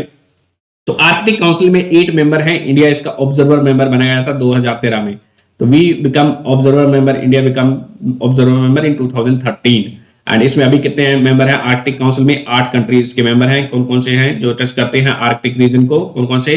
यूएस का अलास्का स्टेट इसको टच करता है, तो यूएस है। देन कनाडा है, इसको टच करता है। उसके अलावा ग्रीनलैंड है, ग्रीनलैंड किसका पार्ट है? डेनमार्क का हिस्सा है ग्रीनलैंड, तो इसका हो जाएगा। उसके अलावा आइसलैंड है इसका मेंबर, इसको आर्कटिक को टच करता है। कौन कौन से? 4 तो ये हो गए, USA, Canada, then Greenland and then इधर आइसलैंड। 4 तो ये हो गए। 5वां इसके अलावा 3 ये कंट्रीज है, Norway, Sweden and Finland. Norway, Sweden and Finland, 3 ये कंट्री हो गए, नॉर्वे, स्वीडन एंड फिनलैंड। इसके अलावा रशिया है, वो उसको टच करता है। ठीक है, तो इसमें कौन से ये हो गए? आइसलैंड ये हो गया, हमने देख लिया। तो 8 हो गए। कौन कौन से? USA, Canada, Denmark, Greenland, Greenland वाला डेनमार्क हो गया। Then Norway is there, kingdom of Denmark, then Norway, Finland, Sweden and Russia. 8 country Arctic council के मेंबर हैं ये। ठीक है, the next is second Quad summit हुआ था अभी रिसेंटली। तो सेकंड क्वाड समिट 2022 में हुआ था। कहाँ पे हुआ था? टोक्यो में हुआ था। एंड क्वाड में कौन कौन से मेंबर हैं? जापान है, ऑस्ट्रेलिया है, यूएसए है, देन इंडिया है। इसके अलावा एक वेस्ट एशियन क्वाड है, I2U2 भी बोला जाता है, जिसको India, Israel, USA and Saudi India, UAE, I2U2 है। तो U2 में उसमें यूएसए है, यूएई है एंड इंडिया एंड इजराइल है, तो उसको वेस्ट एशियन क्वाड कहा जाता है। ठीक है, एंड अब्राहम अकॉर्ड भी उसी से रिलेटेड है, इजराइल, मिडिल ईस्ट रीजन से। ठीक है, तो सेकंड क्वाड समिट हुआ था, तो वहां पे क्यू चैंप लॉन्च किया गया था। क्यू चैंप क्या है? It is quad climatic change adaptation and mitigation package release किया गया था, जिसको बोला गया था क्यू चैंप। तो इसका काम क्या था? फॉर टेंजिबल क्लाइमेटिक एक्शन के लिए क्यू चैंप लॉन्च किया गया है। क्वाड का मेन काम क्या है? Free and open Indo Pacific को बढ़ावा देना है। ठीक है, उसको डेवलप करना है, मैनेज करना है। देन ठीक है, आईपीए, इसके अलावा यहाँ पे IPMDA लॉन्च किया गया था, Indo Pacific partnership for maritime domain awareness. तो Indo Pacific partnership for maritime domain awareness launch की गई थी यहाँ पे क्वाड सेकंड समिट में। क्यू चैंप लॉन्च किया गया, IPMDA लॉन्च किया गया। तो IPMD क्या है? ये Indo Pacific partnership for maritime domain awareness है, यहाँ पे इलीगल फिशिंग को रोकने के बारे में बात कर रही है ये। ठीक है, नेक्स्ट इज यहाँ पे क्वाड HADR पार्टनरशिप लॉन्च की गई थी, quad humanitarian and disaster relief assistance partnership है, वो भी यहाँ पे लॉन्च की गई थी इस एरिया में। देन 2021 में एक क्वाड से रिलेटेड स्पिरिट ऑफ क्वाड एक डॉक्यूमेंट रिलीज किया गया था 2021 में। ठीक है, एंड क्वाड का आइडिया इसलिए दिया गया था, जापानीज PM थे, फॉर्मर PM शिंजो आबे के द्वारा दिया गया था। देन हमने कुशियारा रिवर के बारे में पढ़ा था कि इंडिया और बांग्लादेश के बीच में ये फ्लो करती है। यहाँ पे एक इंटरिम एग्रीमेंट साइन किया गया था इंडिया और बांग्लादेश के बीच में वाटर शेयर करने के लिए। कुशियारा रिवर है वो बराक रिवर है, जब नागालैंड में आती है तब बराक रिवर जब नागालैंड में आती है तो वो 2 भागों में बढ़ जाती है। कौन कौन से? Kushiyara and Surma river. तो 2 डिस्ट्रीब्यूटरी हैं बराक रिवर की, कुशियारा एंड सुरमा। तो कहाँ पे ओरिजिन होता है कुशियारा का ओरिजिन होता है नागालैंड में। ठीक है, एंड फिर कुशियारा जब नीचे की तरफ जाती है, बांग्लादेश की तरफ जाती है, तो उसमें एक और रिवर ज्वाइन कर लेती है, उसको खोवाई रिवर ज्वाइन कर लेती है। फिर कुशियारा में खोवाई रिवर ज्वाइन कर लेती है। फिर उसके बाद में क्या है? सुरमा रिवर वापस नीचे आती है। तो सुरमा रिवर वापस नीचे आती है और उसको अगेन ज्वाइन करती है, दूसरी बार ज्वाइन करती है, तो फिर उसको बुलाता है मेघना रिवर। ठीक है, तो मेघना रिवर, तो कुशियारा रिवर है वो बाउंड्री बनाती है किस किस के बीच में, असम एंड सियालहेट डिस्ट्रिक्ट है बांग्लादेश का, वहां पे ये बाउंड्री बनाती है कुशियारा रिवर, असम और सियालहेट के बीच में। तो ये था हमारा इससे रिलेटेड पोर्शन। इसमें अभी क्या है, समिट और इंटरनेशनल ऑर्गेनाइजेशन वाला पोर्शन ही बच गया है, तो वो भी हम अगले वीडियो में देखेंगे। धन्यवाद। Welcome back. इस वीडियो में हम इंटरनेशनल अफेयर डिस्कस करेंगे, पार्ट 2 वाजीराम। ठीक है, तो ये दिसंबर से लेके अपने मार्च तक पोर्शन है इसमें। तो पहला टॉपिक है वो Bhutan has graduated from your list of least developing countries. तो यूनाइटेड नेशन की एक लिस्ट होती है, लिस्ट डेवलपिंग कंट्रीज है, उसमें से भूटान को हटा दिया गया है। तो Bhutan has migrated from least developing country to developing country. ठीक है, तो ऐसा करने वाला ये केवल 7वां देश है अब तक का। This Bhutan is only 7th country to do so. ठीक है, तो लिस्ट डेवलपिंग कंट्रीज का स्टेटस है वो यूनाइटेड नेशन ने 1971 से देना शुरू किया था, and this was introduced in 1971 to identify the countries that are deemed highly disadvantageous in their development, यानी कि जो ज्यादा बैकवर्ड है among the developing countries, and those countries need international assistance की उनको सबसे ज्यादा जरूरत है। According to United Nation committee on development policy there are 46 countries. तो देयर आर कितने हैं, 46 कंट्रीज हैं जो कि एलडीसी क्लासिफाइड किए गए हैं, जिसमें से बांग्लादेश हमारा नेबर है, वो भी क्या है, एक लीस्ट डेवलपिंग कंट्री है। नेपाल भी क्या है, लीस्ट डेवलपिंग कंट्री है। बांग्लादेश, नेपाल एंड लाओस, ये तीनों क्या है, लीस्ट डेवलपिंग कंट्रीज में आते हैं। तो टोटल कितने, 46 है। लिस्ट आप देख सकते हो गूगल करके। ठीक है,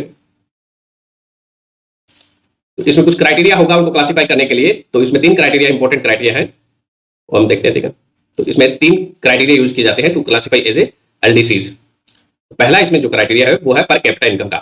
ठीक है, पर कैपिटा इनकम। दूसरा इसमें क्राइटेरिया है वो लिया गया है human asset index. Human asset index में ये लोग क्या इंक्लूड करते हैं, उस देश का कैसा न्यूट्रिशन लेवल है लोगों का, हेल्थ लोगों की कैसी है, स्कूल एनरोलमेंट कितना है लोगों का, लिटरेसी, इन सबको कंबाइन करके ह्यूमन एसेट इंडेक्स निकाला जाता है। ठीक है, तीसरा है एक इकोनॉमिक इंडेक्स निकाला जाता है, इकोनॉमिक वल्नरेबिलिटी इंडेक्स।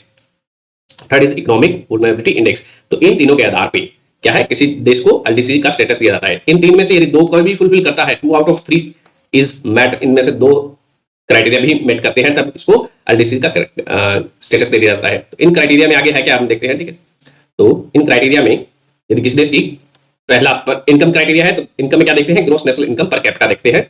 ठीक है, उसकी जो कंट्री की gross national income per capita है वो $1018 से कम है, $1018 से कम है, तो वो लीस्ट डेवलपिंग कंट्री माना जाएगा। इतनी या फिर इससे कम है तब उसको लीस्ट डेवलपिंग कंट्री माना जाएगा। ठीक है, दूसरा इसमें जो क्राइटेरिया है human asset index, human asset index में उसका कितना स्कोर है, 60। तो इंक्लूजन इसमें कितना है, 60 है, 60 से। देन तीसरा है वल्नरेबिलिटी इंडेक्स। तो इकोनॉमिक वल्नरेबिलिटी इंडेक्स उसका कितना है, उस पे जो स्कोर होना चाहिए वो कितना होना चाहिए, 36।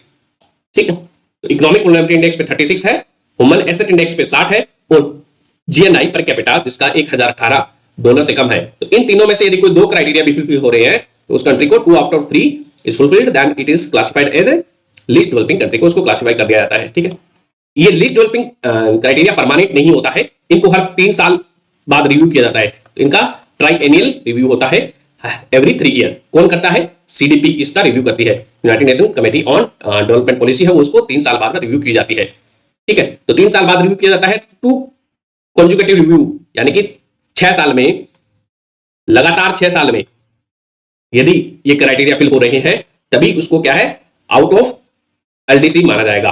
ठीक है, तो उसमें आउट ऑफ एलडीसी का माना जाएगा जब 2 क्राइटेरिया, ये 2 criteria are fulfilled for 2 conjugative tri annual review of UNCDP. ठीक है, तो भूटान ने ये क्राइटेरिया फुलफिल कर दिया है, इसलिए Bhutan is no longer a LDC country.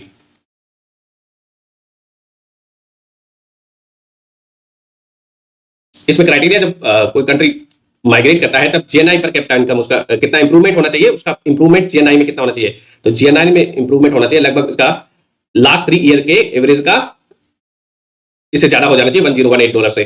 दूसरा है उसमें 20% इसका इनकम इंप्रूवमेंट होना चाहिए, इनकम में 20% इंक्रीज होना चाहिए। एसेट इंडेक्स का जो स्कोर है वो उसका 10% इंक्रीज होना चाहिए एसेट इंडेक्स वाला, और वल्नरेबिलिटी इंडेक्स है वो उसका 10% कम होना चाहिए। वल्नरेबिलिटी इंडेक्स 10% से डिक्रीज होना चाहिए। Gross national per capita income उसका 20% से इंक्रीज होना चाहिए। ह्यूमन एसेट इंडेक्स 10% से इंक्रीज होना चाहिए। देन वल्नरेबिलिटी है वो कम होनी चाहिए 10%। ठीक है, 2 क्राइटेरिया 2 क्वार्टर्स में इसको 2 बार के रिव्यू में, तब इसको classify out of this list मान लिया जाता है। नेक्स्ट अपन इसमें देखते हैं, every 3 year CDP review the list of LDCs के रिव्यू किया जाता है। It is based upon regress assessment, it makes recommendation to the inclusion. ठीक है, तो इसमें जो डिसीजन होता है वो यूएन इकोसोक डिसाइड करती है, United nation economic and social council ये इसको रिकमेंड करती है, और जो फाइनल डिसीजन है उसको रिमूव करने का that lies with general assembly. तो फाइनल जो है वो पार्लियामेंट होती है, वैसे ही जनरल असेंबली उसको पास कर देती है, तो जनरल असेंबली उसको पास कर देगी तब उसको वो मान लिया जाएगा। ठीक है, परंतु उसको रिकमेंड कैसे करती है, जो कैबिनेट रिकमेंड कर देती है उसी तरह से क्या है यूएन इकोसोक रिकमेंड करती है, और कैबिनेट से पहले क्या है उसका डिसीजन होता है वो कमेटीज वगैरह रिकमेंड करती है, तो कमेटीज की तरह इसमें सीडीपी है। ठीक है, and a country must exceed threshold on 2 of the 3 criteria for at 2 consecutive triennial review, तब इसको इस लिस्ट से ग्रेजुएटेड माना जाता है। ठीक है, इसके कुछ फायदे हैं एलडीसी टेक के, यदि कोई कंट्री एलडीसी होगा तो उसको ज्यादा कुछ रिलैक्सेशन दिए गए हैं। LDC list is a mean to giving strong signal to international community, किसको ज्यादा जरूरत है। ठीक है, तो इसमें ग्रांट्स वगैरह हैं, ग्रांट्स है, लोन है, उनमें कंसेशन दिया जाता है, स्पेशल ट्रेड कंसेशन मिलते हैं, लाइक प्रेफरेंशियल मार्केट एक्सेस मिलती है एलडीसी कंट्रीज को, टेक्निकल सपोर्ट भी मिलता है international organisation like IMF, WTO, world bank. तो ड्रॉबैक्स क्या है इसमें, out of this group out हो जाएगा तो उसको क्या है ऑब्वियसली ग्रांट्स कम मिलेगी, लोन पे ज्यादा इंटरेस्ट रेट चार्ज होगा। ठीक है, जो एलडीसी कंट्रीज होते हैं ना, लीस्ट डेवलपिंग कंट्रीज होते हैं, उनको इंटरनेशनल डेवलपमेंट एसोसिएशन है, वर्ल्ड बैंक का, वर्ल्ड बैंक की एक बॉडी है इंटरनेशनल डेवलपमेंट एसोसिएशन, उससे जो लोन दिया जाता है क्या है वो उनको कंसेशनल लोन मिलेगा, एलडीसी को कंसेशनल लोन मिलता है, जबकि नॉन एलडीसी कंट्रीज है उनको क्या है आईबीआरडीए लोन देता है, वो हाई इंटरेस्ट रेट पे देता है और वो नॉन कंसेशनल लोन या फाइनेंस प्रोवाइड करता है। तो आईबीआरडीए है वो प्रोवाइड करता है non concessional finance at higher rate with stringent condition to non LDC countries. ठीक है, एंड जबकि एलडीसी कंट्रीज को है उनको कंसेशनल लोन कौन देता है, कंसेशनल फाइनेंस प्रोवाइड करता है इंटरनेशनल डेवलपमेंट एसोसिएशन, इसमें ग्रांट्स वगैरह देते हैं। ठीक है, नेक्स्ट इज ऑकस पार्टनरशिप। तो ऑकस नाम से पता चला है ए से ऑस्ट्रेलिया है, यूके एंड यूएस के बीच में पार्टनरशिप है, एंड चाइना अपना बहुत सारी एक्टिविटीज करता है एग्रेशन के कारण, तो ये साउथ चाइना सी में तो ये कंट्री एक साथ में आए तो इन लोगों ने पार्टनरशिप डेवलप की है टू काउंटर द चाइना।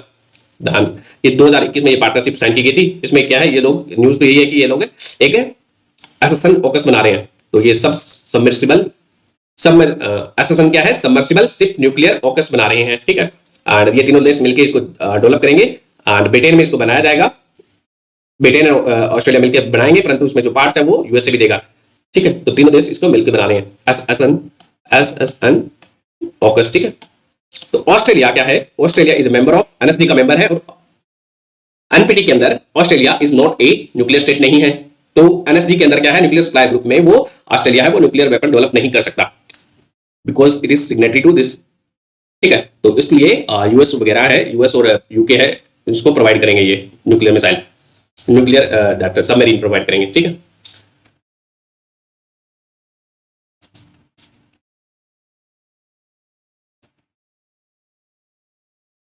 तो इसमें हम और देखते हैं साइन ऑकस को, तो सितंबर 2021 में साइन किया गया था, ट्राइलेटरल कोऑपरेशन है, इसके बारे में हम देख लिया है। ठीक है, नेक्स्ट इसका जो ठीक है तो यदि ये सबमर्सिबल न्यूक्लियर सबमरीन आ गई यूएस ऑस्ट्रेलिया के पास, यदि ये सबमर्सिबल न्यूक्लियर सबमरीन आ जाती है तो Australia will join the elite group of only 6 countries that is having nuclear power submarine है। किस किस के पास है, इंडिया के पास है, इंडिया की कौन सी है आप मेरे को बताओगे, यूएस के पास है, यूके के पास है, फ्रांस के पास है, रशिया के पास है, चाइना के पास है। ठीक है, 5 तो ये कंट्री होगी प्लस 6 कौन सा हो जाएगा, ऑस्ट्रेलिया। ठीक है, यदि इसको ज्वाइन कर ले, यदि ये बन जाएगी तब 2030 तक ये डेवलप हो जाएगी SSN AUKUS nuclear submarine. Next is India Bangladesh friendship pipeline, तो इसका अभी प्राइम मिनिस्टर मोदी ने उद्घाटन किया था। ठीक है, तो ये एक 131.5 किलोमीटर लॉन्ग पाइपलाइन है जो कि इंडिया से डीजल भेजा जाएगा इसमें। ठीक है, तो ये कहां से शुरू होगा, तो इसको बनाया जा रहा है, ये 131 किलोमीटर पाइपलाइन है, 131.5 किलोमीटर की लंबी पाइपलाइन है। ठीक है, जिसमें से 5 किलोमीटर इंडिया में होगी ये। ठीक है, 5 किलोमीटर विद इन इंडिया है, बाकी की 126.5 किलोमीटर है वो बांग्लादेश में है। ठीक है, तो इंडिया में ये सिलीगुड़ी से लेके सिलीगुड़ी इन नॉर्थ बंगाल टू पार्वतीपुर इन बांग्लादेश, यहां तक इसका एक्सटेंशन होगा। ये मैप में आप देखोगे तो सिलीगुड़ी यहां पे लोकेटेड है, तो सिलीगुड़ी से लेके ये पार्वतीपुर तक जाएगी यहां पे। तो पार्वतीपुर है वो लाई करता है बांग्लादेश के, ये दिनाजपुर प्रोविंस में लाई करता है, तो दिनाजपुर प्रोविंस कहां पे है, बांग्लादेश में है, तो यहां पे पार्वतीपुर लोकेटेड है, तो यहां तक ये पाइपलाइन बिछाई जाएगी। इसे क्या ट्रांसफर किया जाएगा, डीजल भेजा जाएगा। कहां से भेजा जाएगा, तो असम में एक भारत की क्या है रिफाइनरी है, नुमलीगढ़ रिफाइनरी। नुमलीगढ़ रिफाइनरी की एक रिटेल शॉप है, आप कह सकते हो कि रिटेल शॉप है या फिर सेलिंग पॉइंट है, कहां पे, सिलीगुड़ी है। तो नुमलीगढ़ रिफाइनरी से तेल पहले यहां पे आता है सिलीगुड़ी से, फिर सिलीगुड़ी से यहां पर इसको भेजा जाएगा पाइप के द्वारा, ठीक। तो इंडिया इसके लिए ग्रांट भी दे रहा है इस पाइपलाइन के लिए। बाकी आप पद्मा ब्रिज के बारे में पढ़ लेना, हमने पिछले वाले वीडियो में पढ़ा हुआ है सब कुछ। तो इसमें जो कैपेसिटी कितनी होगी, 1 मिलियन टन की कैपेसिटी होगी। हाई स्पीड इंजन इसमें ट्रांसफर किया जाएगा from Numaligarh refinery in Assam to Bangladesh के जो है बांग्लादेश पेट्रोलियम कॉर्पोरेशन का जो पार्वतीपुर डिपो है वहां पे इसको भेजा जाएगा, ठीक है। नेक्स्ट इज यूएस बना रहा है, US space force establishes first foreign command in south Korea. US ने अपना फर्स्ट फॉरेन कमांड एस्टेब्लिश किया है स्पेस फोर्स की। तो यूएस ने अनाउंस किया था 2017 में स्पेस फोर्स बना, 2019 में अनाउंस किया था, ठीक है। ट्रंप ने अनाउंस किया था कि यूएस स्पेस फोर्स बनाई जाएगी, तो यूएस ने अपना एक स्पेशल स्पेस फोर्स बनाया है। तो चाइना ने भी बना रखा है, ठीक है। तो ये स्पेस फोर्स स्पेस सिक्योरिटी के लिए करते हैं। स्पेस सिक्योरिटी क्या होती है, जो हमारे सैटेलाइट्स वगैरह है उनको ये देखने का काम करेगी, उनको प्रोटेक्शन का काम करेगी, कोई उड़ाना दे उनको, ठीक है। तो इंडिया की कोई डिक्लेयर्ड स्पेस सिक्योरिटी पॉलिसी नहीं है। India do not have a declared space security policy, ठीक है। हमने 2019 में इंडिया ने 2019 में मिशन शक्ति किया था, मिशन शक्ति एग्जीक्यूट किया था। मिशन शक्ति के अंदर क्या किया था, मिशन शक्ति वाज एंटी सैटेलाइट मिशन था। ये एंटी सैटेलाइट मिशन था जिसमें हमने एक लो अर्थ ऑर्बिट पे कोई भी सैटेलाइट घूम रहा था उसको उड़ाया गया था, ठीक है, इसरो के द्वारा। रॉकेट भेज के यहां से अर्थ से रॉकेट भेज के उस सैटेलाइट को डिस्ट्रॉय किया गया था। एंड अभी रिसेंटली क्या है, मेगाट्रॉपिक्स को भी री एंट्री कराया गया है, तो उसको भी डिस्ट्रॉय किया गया है। तो मेगाट्रॉपिक्स क्या था, ये इंडिया और फ्रांस ने एक लॉन्च किया था पहले 2012-13 में, उसको वापस से डिस्ट्रॉय किया गया था, ठीक है। इंडिया है वो एक डिफेंस स्पेस रिसर्च एजेंसी बनाएगा। तो गवर्नमेंट ने अप्रूवल दे दिया है डिफेंस स्पेस रिसर्च एजेंसी बनाने के लिए, ठीक है। एंड इसके अलावा इंडिया ने इंड स्पेस ईएक्स है, ये वार गेम कंडक्ट कराए थे। तो ये it is kind of space situational awareness exercise थी, ताकि हम अवेयर हो सके कि स्पेस में क्या क्या खतरे हैं हमारे को। नेक्स्ट इज इंडिया ने साइन किया है migration and mobility agreement. India है sign comprehensive migration and mobility partnership agreement. कौन से कंट्री के साथ साइन किया है, ऑस्ट्रिया के साथ साइन किया है। ऑस्ट्रिया है, ऑस्ट्रिया नॉट ऑस्ट्रेलिया, ठीक है। तो ये ऑस्ट्रिया के साथ साइन किया है, याद रखना है, comprehensive migration and mobility partnership agreement with Austria, ठीक है। देन ईयू ने अडॉप्ट किया है global minimum 15% tax rate on big business. Big business पे ईयू क्या है 15% ग्लोबल मिनिमम टैक्स रेट लगाएगा। तो ये पार्ट है ओईसीडी का, जो ओईसीडी का जो 2 पिलर प्लान है टैक्सेशन का, 2 पिलर प्लान। तो जो बड़ी कंपनीज होती हैं जो कि डेवलपिंग कंट्री जैसे कि फेसबुक वगैरह है, वो भारत से ऑपरेट कर रही है, भारत के यूजर्स उसका मेन डेटाबेस है, तो वहां से वो हमारी डेटा से वो कमा रही है और हमको वो कम टैक्स पे करती है, ठीक है। तो टैक्स कभी कई बार ऐसी कंपनियां होती है वो पे ही नहीं करती है जिस देश में वो ऑपरेट कर रही होती है। तो इसके लिए इसको लाया गया था ओईसीडी 2 टैक्स प्लान को, कि जिस कंट्री में ऑपरेट कर रही है कंपनीज है उस कंट्री में वो लोग कुछ पे करें, ठीक है। आपको पता ही होगा इसके बारे में, हमने पहले पढ़ रखा है, इकोनॉमी वाले सेक्शन में अच्छे से कवर किया हुआ है इसको। तो global tax deal agreed by OECD. तो इसके 2 पिलर हैं। पिलर 1 में क्या है, pillar 1 is for distribution of profit generated by the large company to the domestic market where they are actually making their sale, जहां पे ऑपरेट कर रही है, ठीक है। एंड इसमें कौन सा आता है, एक क्वार्टर ऑफ एनी प्रॉफिट, यानी कि 1/4 of any profit they make above the 10% threshold will be reallocated to these countries where they are earning and tax there, ठीक है। देन सेकंड पिलर में क्या है, सेकंड पिलर है इसका ग्लोबल मिनिमम टैक्स रेट है, उनका कम से कम 15% उस पे क्या है टैक्स रेट लगाया जाएगा इन कंपनीज पे।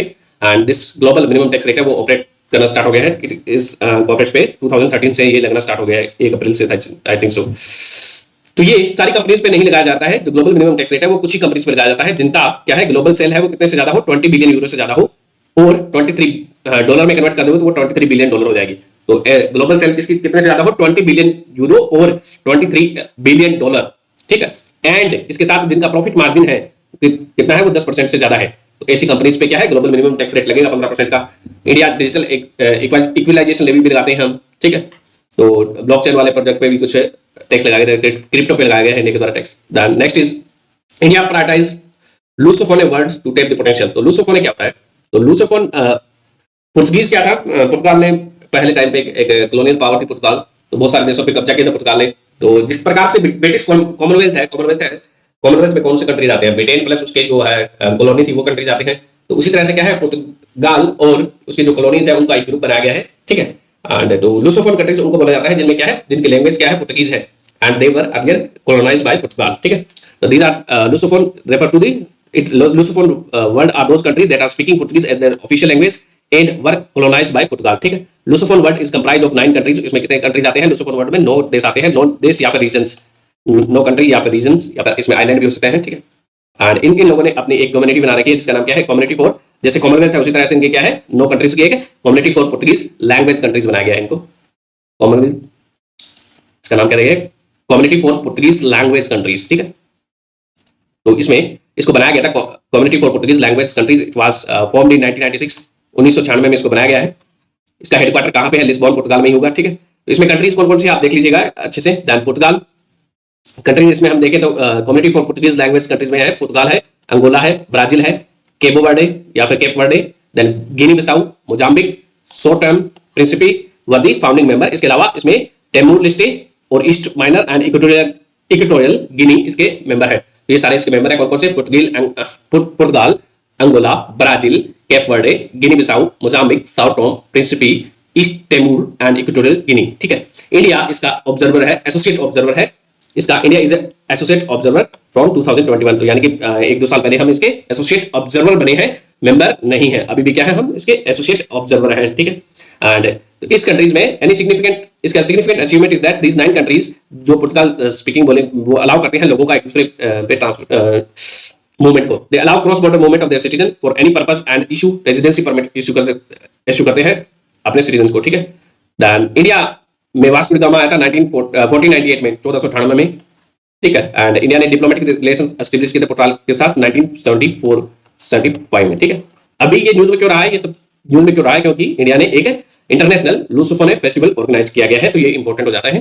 तो इंटरनेशनल लूसोफोन फेस्टिवल किसने ऑर्गेनाइज किया है, ये ministry of external affair and Indian council of cultural relation and Goa government ने तीनों ने मिलकर इसको ऑर्गेनाइज किया है।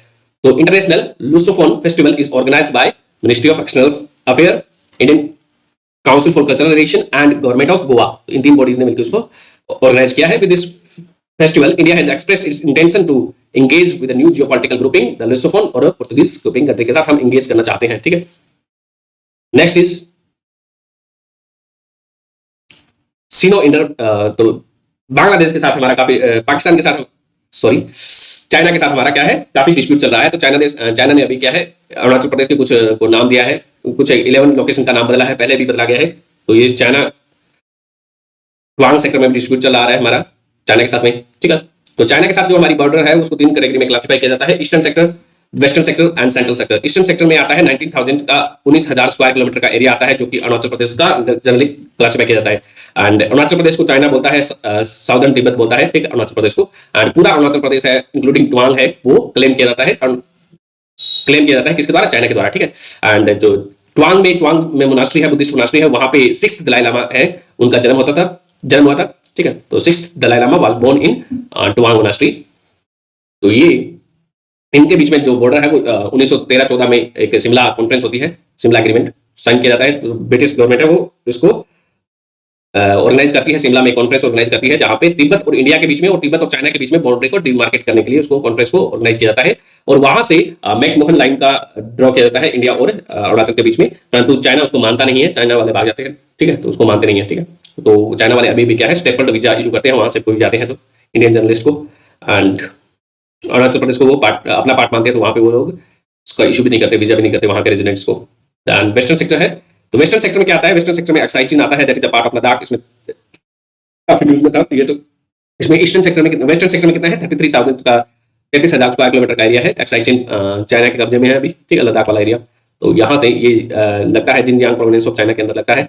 तीसरा आता है सेंट्रल और मिडिल सेक्टर। तो सेंट्रल और मिडिल सेक्टर है वो जापान के साथ, नेपाल के साथ कोइंसाइड करता है। तो यहाँ पे लगभग शांति है, तो लगभग ये कितना है, 2000 स्क्वायर किलोमीटर का एरिया है, ठीक है, नेपाल के साथ। तो इसको रिजोल्व करने के लिए हमने क्या है, बहुत सारे पैक्ट भी साइन किए हैं। 1993 में हमने साइन किया था। तो ये अभी जो एक्चुअल लाइन है इधर वाले में देखो, तो वेस्टर्न सेक्टर में जो लाइन है एक्चुअल, वो एलएसी है, line of actual control India और चाइना के बीच में। वेस्टर्न सेक्टर में हमने देख लिया मैकमोहन लाइन है, अरुणाचल वाली लाइन, ठीक है। तो इसके अलावा यहाँ पे आप डेप्सांग प्लेन भी देख लीजिएगा, Depsang plain, Gogra hotspot, then एक लेक भी थी यहाँ पे न्यूज में थी, सोमरोरी लेक, फिंगर पॉइंट्स, ये सारा मैंने कवर कर रखा है, पिछले साल के वीडियो में कवर कर रखा है, तब भी ये रिलेवेंट था, न्यूज में था। पिछले साल के PT 365 IRC वाले सेक्शन में बहुत डिटेल में डिस्कस किया हुआ है सारी कंट्रीज के साथ। तो एक घंटे का वीडियो है, 1 घंटे का और वीडियो है, 2 तो उसको आप डबल स्पीड में देख सकते हो, हाफ एन आवर में उसको कवर हो जाएगा सारा कुछ बायलैटरल वाला। देन 19 तिब्बत के साथ हमने ये शिमला में कॉन्फ्रेंस हुई थी 1913-14 में, हमने देखा है, ठीक है, बिटवीन तिब्बत एंड इंडिया को डिमार्केट करने के लिए, एंड तिब्बत एंड चाइना के लिए। देन इसमें इसको हेनरी मैकमोहन थे, foreign secretary to British on India, उसने कहा था कि मैकमोहन लाइन दी गई थी। मैकमोहन लाइन की लेंथ कितनी है? 890 किलोमीटर की मैकमोहन लाइन की लेंथ है। दिस एग्रीमेंट उसके कारण है टुआंग ब्रिटिश एरियाज में आ गया था। टुआंग तभी से क्या है, वो इंडिया का पार्ट बन जा रहा है।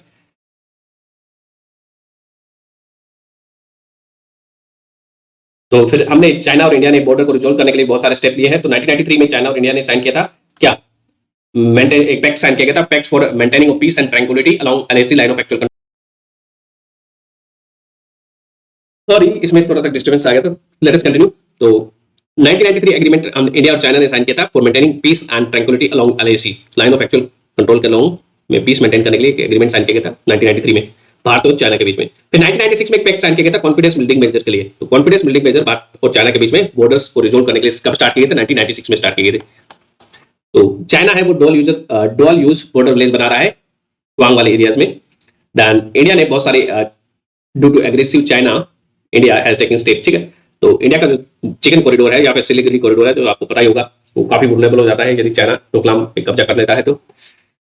तो न्यू एविएशन ब्रिगेड बनाई है हमने ईस्टर्न सेक्टर में। हमने एक नई एविएशन ब्रिगेड बनाई है, यानी कि एयरफोर्स की एक ब्रिगेड है। वो कहां पे लोकेटेड होगी? मिसामारी। तो मिसामारी इज इन असम। तो असम में एक नई हमने एयरफोर्स की एक टुकड़ी वहां पे इंस्टॉल की है। तो it is located near to Tezpur. Tezpur Assam में उसके पास में है, मिसामारी में, ठीक है। इसके अलावा हमने एक राफेल की स्क्वाड्रन इंस्टॉल की है हासीमारा में। तो Hasimara is located at Sikkim, Bhutan और तिब्बत का टाई जंक्शन है, तो ये सिक्किम पे लोकेटेड होगी, ठीक है। इसके अलावा हमने एयरबेस बनाई है तेजपुर असम में, छबुआ में खास एयर मिसाइल को भी डिप्लॉय किया है। Next topic is India Central Asia meeting हुई। India Central Asia meeting of NSA. तो इंडिया और सेंट्रल एशिया कंट्रीज के एनएसए की मीटिंग हुई थी। नेशनल सिक्योरिटी एडवाइजर है इंडिया का कौन है? अजित डोभाल है। तो उनके बीच में ये मीटिंग हुई थी। तो ये फॉलोअप मीटिंग थी, वहां पे अफगानिस्तान के बारे में डिस्कस किया गया था मेनली। तो India Central Asia virtual summit हुआ था 2022 में, उसकी फॉलोअप मीटिंग है। तो इंडिया इसके सेंट्रल एशियन कंट्री के साथ डिप्लोमेटिक रिलेशन सुधारने की कोशिश कर रहा है। 30th एनिवर्सरी होगी अभी diplomatic relationship between India and central Asian countries के बीच में, ठीक है। तो सेंट्रल एशियन कंट्रीज से कौन कौन से हैं? कजाकिस्तान है, किर्गिस्तान, तजाकिस्तान, तुर्कमेनिस्तान, उज्बेकिस्तान, ये सारे क्या है? एससीओ के भी मेंबर है, ठीक है। तो इसके बारे में और आप पढ़ सकते हो, इसमें कुछ नहीं दिया हुआ है। Next is Croatia has become fully integrated EU member. Croatia ने ईयू को ज्वाइन कर लिया था कब? 2013 में इसको ज्वाइन किया था, कंट्री ज्वाइन, परंतु ये अभी फुली इंटीग्रेट हो गया है क्योंकि इसने शेंजन एरिया ज्वाइन कर लिया है एंड यूरोजोन ज्वाइन कर लिया है। यूरोजोन क्या होता है? यूरोजोन में वो कंट्रीज आते हैं जिनकी जो है करेंसी क्या है? यूरो है। वो कंट्री जिनकी करेंसी क्या है? यूरो है। एंड तो ये यूरोजोन क्या है? एक ज्योग्राफिकल एंड इकोनॉमिक रीजन है जिनकी करेंसी यूरो है। एंड सिंस इन सभी कंट्री की एक ही करेंसी है, तो इनके लिए मॉनेटरी पॉलिसी भी एक ही बैंक डिसाइड करेगा। तो उसका बैंक का नाम क्या है? यूरोपियन सेंट्रल बैंक है। यूरोपियन सेंट्रल बैंक है, यूरोजोन के मेंबर कंट्रीज की मॉनेटरी पॉलिसी को डिसाइड करता है, ठीक है। तो यूरोजोन में कितने कंट्रीज हैं? 20 कंट्रीज हैं। कौन कौन से? क्रोएशिया ने इसको ज्वाइन कर लिया है, ठीक है, रिसेंटली। तो कितने हुए? 20, ठीक है। तो इसमें ऑस्ट्रिया कंट्रीज ध्यान से देखिए, Austria, Belgium, Croatia, Cyprus, Estonia, Finland, France, Germany, Greece, Ireland, Italy, Latvia, Lithuania, Luxembourg, Malta, Netherland, Portugal, Slovakia, Slovenia and Spain. ये सारे कंट्री क्या है? यूरोजोन के मेंबर है, 20 कंट्रीज। तो यूरोजोन को ज्वाइन करने के लिए कुछ कंडीशन फुलफिल करनी पड़ती है। एंड सिंस 2013 में इसने ज्वाइन किया था क्रोएशिया ने, तो अभी क्या है? वो यूरोजोन को ज्वाइन कर पाया है। तो इसकी जो कंडीशन थी वो अभी मेट हुई है, ठीक है। तो इसमें 4 इंडिकेटर्स हैं, उनको फुलफिल करना पड़ता है। 4 मैक्रो इकोनॉमिक इंडिकेटर कौन कौन से हैं? पहला है प्राइस स्टेबिलिटी होनी चाहिए जिस कंट्री जो ज्वाइन करना चाहता है, ठीक है। तो it should have price stability. तो प्राइस स्टेबिलिटी का मतलब है कि उसका जो इन्फ्लेशन है वो ईयू के 3 बेस्ट कंट्रीज हैं, उनमें जितना इन्फ्लेशन है उनसे क्या है? 1.5% कम होना चाहिए। तो ईयू के 3 बेस्ट कंट्रीज, उनका एवरेज ले लो इन्फ्लेशन का, फिर उस देश का कंट्रीज जो ज्वाइन करना चाहता है, उन दोनों का बीच का जो इन्फ्लेशन का गेप है वो 1.5 से ज्यादा नहीं होना चाहिए, ठीक है। 1.5% से ज्यादा नहीं होना चाहिए। दूसरा है साउंड एंड सस्टेनेबल फाइनेंस। उस कंट्री का जो कंट्री ज्वाइन करना चाहता है, फॉर एग्जांपल क्रोएशिया ने ज्वाइन किया है, तो क्रोएशिया का बजट डेफिसिट है वो 3% से कम होना चाहिए, ठीक है। बजट डेफिसिट कितने होना चाहिए? 3% से कम होना चाहिए। और क्रोएशिया का जो पब्लिक डेब्ट है वो 60% ऑफ क्रोएशिया की जीडीपी है उससे कम होना चाहिए। Should be less than 60% of GDP public डेब्ट। तीसरा इसमें जो कंडीशन है वो इंटरेस्ट रेट से रिलेटेड है। तो ड्यूरेबिलिटी ऑफ कन्वर्जेंस, पहला है हमने देखा, पहला प्राइस स्टेबिलिटी है, दूसरा sound and sustainable public finance है, तीसरा ड्यूरेबिलिटी ऑफ कन्वर्जेंस है। कन्वर्जेंस को ये लोग मेजर करते हैं इंटरेस्ट रेट में, ठीक है। तो इसमें जो इंटरेस्ट रेट है वो 2% से ज्यादा नहीं होनी चाहिए। लॉन्ग टर्म इंटरेस्ट रेट है वो 2% से ज्यादा नहीं होनी चाहिए। अब वो 3 बेस्ट कंट्रीज में जितनी इंटरेस्ट रेट है उनसे 2% ज्यादा नहीं होनी चाहिए, ठीक है। Fourth is exchange rate stability. तो वो उस कंट्री का जो एक्सचेंज रेट है वो स्टेबल होना चाहिए, ठीक है। तो एक्सचेंज रेट मैकेनिज्म होता है इसका ईयू का, उसमें वो ज्वाइन करना चाहिए सेकंड फॉर एटलीस्ट 2 ईयर के लिए उसको ज्वाइन करना चाहिए, और उसमें क्या है वो आसानी से उसमें कुछ डिफिकल्टी ना आए उस एक्सचेंज रेट मैकेनिज्म को ज्वाइन करने के बाद में उस कंट्री में, तब ये चारों कंडीशन फुलफिल कर दी जाती है किसी कंट्री के द्वारा, तब वो यूरोजोन का मेंबर बनने के काबिल हो जाता है। ठीक है, नेक्स्ट इज शेंजन एरिया। तो शेंजन एरिया क्या होता है? इसमें 27 कंट्रीज हैं। इन कंट्रीज में क्या है, बिना पासपोर्ट के एक कंट्री से दूसरे कंट्री घूम सकते हैं। ठीक है, तो it allow passport free travel. इसमें कितने कंट्रीज हैं? 27 कंट्रीज। 27 में से 23 कंट्रीज आर ईयू के मेंबर है। ठीक है, बाकी इसमें 4 कंट्रीज हैं, वो किसके मेंबर है? यूरोपियन फ्री ट्रेड एसोसिएशन के मेंबर है। यूरोपियन फ्री ट्रेड एसोसिएशन के मेंबर है। कौन कौन से कंट्रीज? 4 कंट्रीज में नीचे दी हुई है, देखो, Iceland, Liechtenstein, Norway and Switzerland. 4 countries, Iceland, Liechtenstein, Norway and Switzerland क्या है? यूरोपियन फ्री ट्रेड एसोसिएशन के मेंबर है। ये 4 कंट्री क्या है? ईयू के मेंबर नहीं है, परंतु इसके भी मेंबर है। यूरो इसके मेंबर है, किसके? शेंजन एरिया के, दे आर मेंबर। ठीक है, तो नेक्स्ट इज यूरोपियन यूनियन का डेटा एंड प्राइवेसी लॉ है, जिसका नाम क्या है? General data protection regulation. ये 2018 में यूरोपियन यूनियन ने लागू किया था। कोई भी कंपनीज ऑपरेट कर रही हैं यूरोपियन यूनियन में, तब उनको ये लॉ फॉलो करना पड़ता है। तो ईयू के जो सिटीजन है उनको डेटा कैसे प्रोसेस करना है वो उसमें बताया हुआ है, तो उससे रिलेटेड कैसे उनको प्रोसेस करना है, कैसे उनका यूज करना है। तो यदि इसमें इस कंट्री में एक ऐसा भी प्रोविजन है कि जो क्रॉस बॉर्डर केसेस हैं that are handled by data protection authority in countries where the company is based. तो जो कंपनी दिस देश में लोकेटेड है, तो वहां पे डेटा प्रोटेक्शन को इश्यू आ जाता है क्रॉस बॉर्डर डेटा का, तो वहां पे वो इश्यूज उसी कंट्रीज में हैंडल करना पड़ता है। तो आयरलैंड ने इसमें कुछ फाइन लगाया था अभी रिसेंटली, कुछ कंपनीज में मेटा पे लगाया था, इसलिए न्यूज में था। तो जनरल डेटा प्रोटेक्शन रेगुलेशन किससे रिलेटेड है? यूएस से रिलेटेड है। क्वेश्चन आ भी चुका है। तो it is a legal framework that set the guideline for collection and processing of personal information from individual of European Union and it was approved in 2016 but did not go into effect in, तो ये effect में कब आता है? 2018 में आता है। ठीक है, तो इसके लिए एक यूरोपियन डेटा प्रोटेक्शन बोर्ड भी बनाया गया है, तो that overseas the regulatory action of data privacy across 27 nation bloc. तो यूरोपियन डेटा प्रोटेक्शन है बोर्ड है, वो उसको देखता है इंप्लीमेंटेशन को। Next is NOTAM, notice to air mission. Notice to air mission, तो ये यूएस का है, पहले इतना याद रखना है कि नोटम इज ऑफ यूएस। ठीक है, तो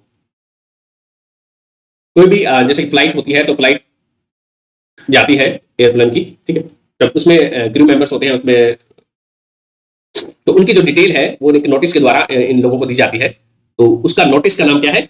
नोटिस टू एयर मिशन है, उसको नोटम बोला जाता है यूएस का। ठीक है, तो ये होता क्या है? यूएस फेडरल एविएशन एडमिनिस्ट्रेशन है, वो एक एजेंसी है यूएस गवर्नमेंट की, जो largest transportation agency of US government that run A centralised notum system. कौन रन करता है? यूएस फेडरल एविएशन सिस्टम का है ये। ठीक है, तो इसके अनुसार नोटम क्या है? NOTAM is a notice containing information essential to the personal concerned with the flight operation but not known for enough in advance to be publicised by other means. तो इसमें पर्सनल की डिटेल होती है, crew members की detail होती है, तो इसको पहले से बताया नहीं जाता है लोगों को, ताकि सेफ्टी इश्यूज के कारण, ठीक है, किसी को किडनैप न कर ले कोई किसी को। देन प्रवासी भारतीय दिवस 2023, इसको अभी सेलिब्रेट किया गया था। कहाँ पे? इंदौर में इसको सेलिब्रेट किया गया है। कब सेलिब्रेट किया जाता है प्रवासी भारतीय दिवस, आप मेरे को बताओगे? अभी इसका 17th एडिशन हुआ है। ठीक है, इसकी थीम क्या रही है? Diaspora reliable partner for India's progress in Amritkaal. Theme क्या है? Diaspora reliable partner for India's progress in Amritkaal. ठीक है, हर साल इसको 2 साल में एक बार सेलिब्रेट किया जाता है, 2 ईयर। तो प्रवासी भारतीय दिवस है वो 2 साल में एक बार बनाया जाता है। पहले हर साल बनाया जाता था, परंतु उसको अभी 2 साल में इसको सेलिब्रेट किया जाता है। ठीक है, प्रवासी भारतीय से क्यों दिया जाता है? क्योंकि महात्मा गांधी इस दिन भारत आए थे 9 जनवरी को। ठीक है, देन इसमें इस दिन में क्या है? प्रवासी भारतीय सम्मान अवार्ड भी दिए जाते हैं। किसको दिया जाता है? ये एनआरआई है, पर्सन ऑफ इंडियन ओरिजिन है, उनके जो ग्रुप हो सकते हैं, या फिर individual and group both are eligible for this award. ये कौन देता है? प्रेसिडेंट देती है इंडिया के, प्रेसिडेंट साहब है वो देते हैं। ठीक है, तो ये हाईएस्ट ऑनर है जो कि एनआरआई और पीआईओ को दिया जाता है। ठीक है, या फिर उनके द्वारा कोई भी इंस्टीट्यूट रन करता है। तो क्यों दिया जाता है? यदि वो इंडिया के इंटरेस्ट को प्रमोट कर रहे हैं, या फिर वो लोग क्या है जो इंडिया के डायस्पोरा है उसके लिए, उसके वेलफेयर के लिए काम कर रहे हैं। या तो इंडिया के इंटरेस्ट को प्रमोट कर रहे हैं, या फिर वो इंडिया के डायस्पोरा के वेलफेयर के लिए काम कर रहे हैं, तब ये अवार्ड दिए जाते हैं। ठीक है, तो इसमें पीआईओ क्या होता है? ठीक है, तो क्लासिफिकेशन ऑफ इंडियन डायस्पोरा, इनको 3 कैटेगरी में डिवाइड किया गया है, NRI, PIO and overseas citizen of India. ठीक है, PIO refers to the foreign citizens. PIO में फॉरेन सिटीजन आते हैं, ठीक है, जो कि जिसके पास इंडियन पासपोर्ट है, उसके अलावा या फिर जिसका पेरेंट्स, जिसके दादा दादी या फिर नाना नानी, उसके ग्रेट ग्रैंड पेरेंट्स, यानी कि उसके पेरेंट्स, ग्रैंड पेरेंट्स या फिर great grand parents, they were born and permanently resided in India as defined in government of India act 1935। ठीक है, उसके दादा उसके परदादा तक जाते हैं, ठीक है। Then who is spouse of Indian citizen और पीआईओ, तब उसको क्या है, पीआईओ माना जाता है, ठीक है।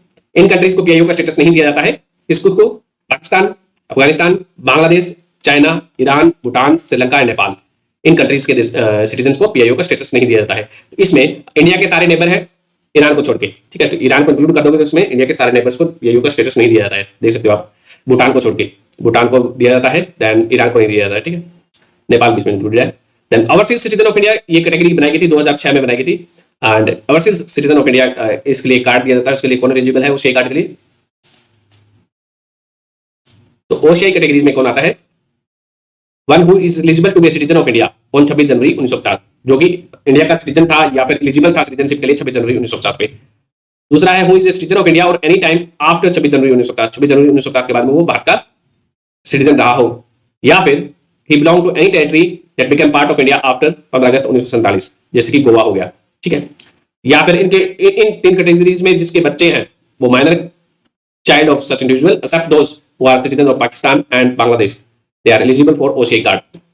तो ओसीआई में कौन कौन से आ जाएंगे? Citizen of India on 26 January 1950, या फिर उसके बाद में कभी भी सिटीजन रहा हो, या फिर एनी टेरिटरी जो कि भारत में ज्वाइन कर ली गई है, या फिर उनके बच्चे एक्सेप्ट पाकिस्तान और बांग्लादेश को छोड़ के। तो इसमें दो ही कैटेगरीज हैं जो ओसीआई में पाकिस्तान और बांग्लादेश के नहीं में आते हैं, और ऊपर वाले में पीआईओ में इंडिया के सारे नेबर एक्सेप्ट ईरान उसमें इंक्लूडेड है, ईरान, ठीक है, भूटान, इंडिया के सारे नेबर हैं, ठीक है, भूटान भी इसमें इंक्लूडेड है, देख सकते हो आप।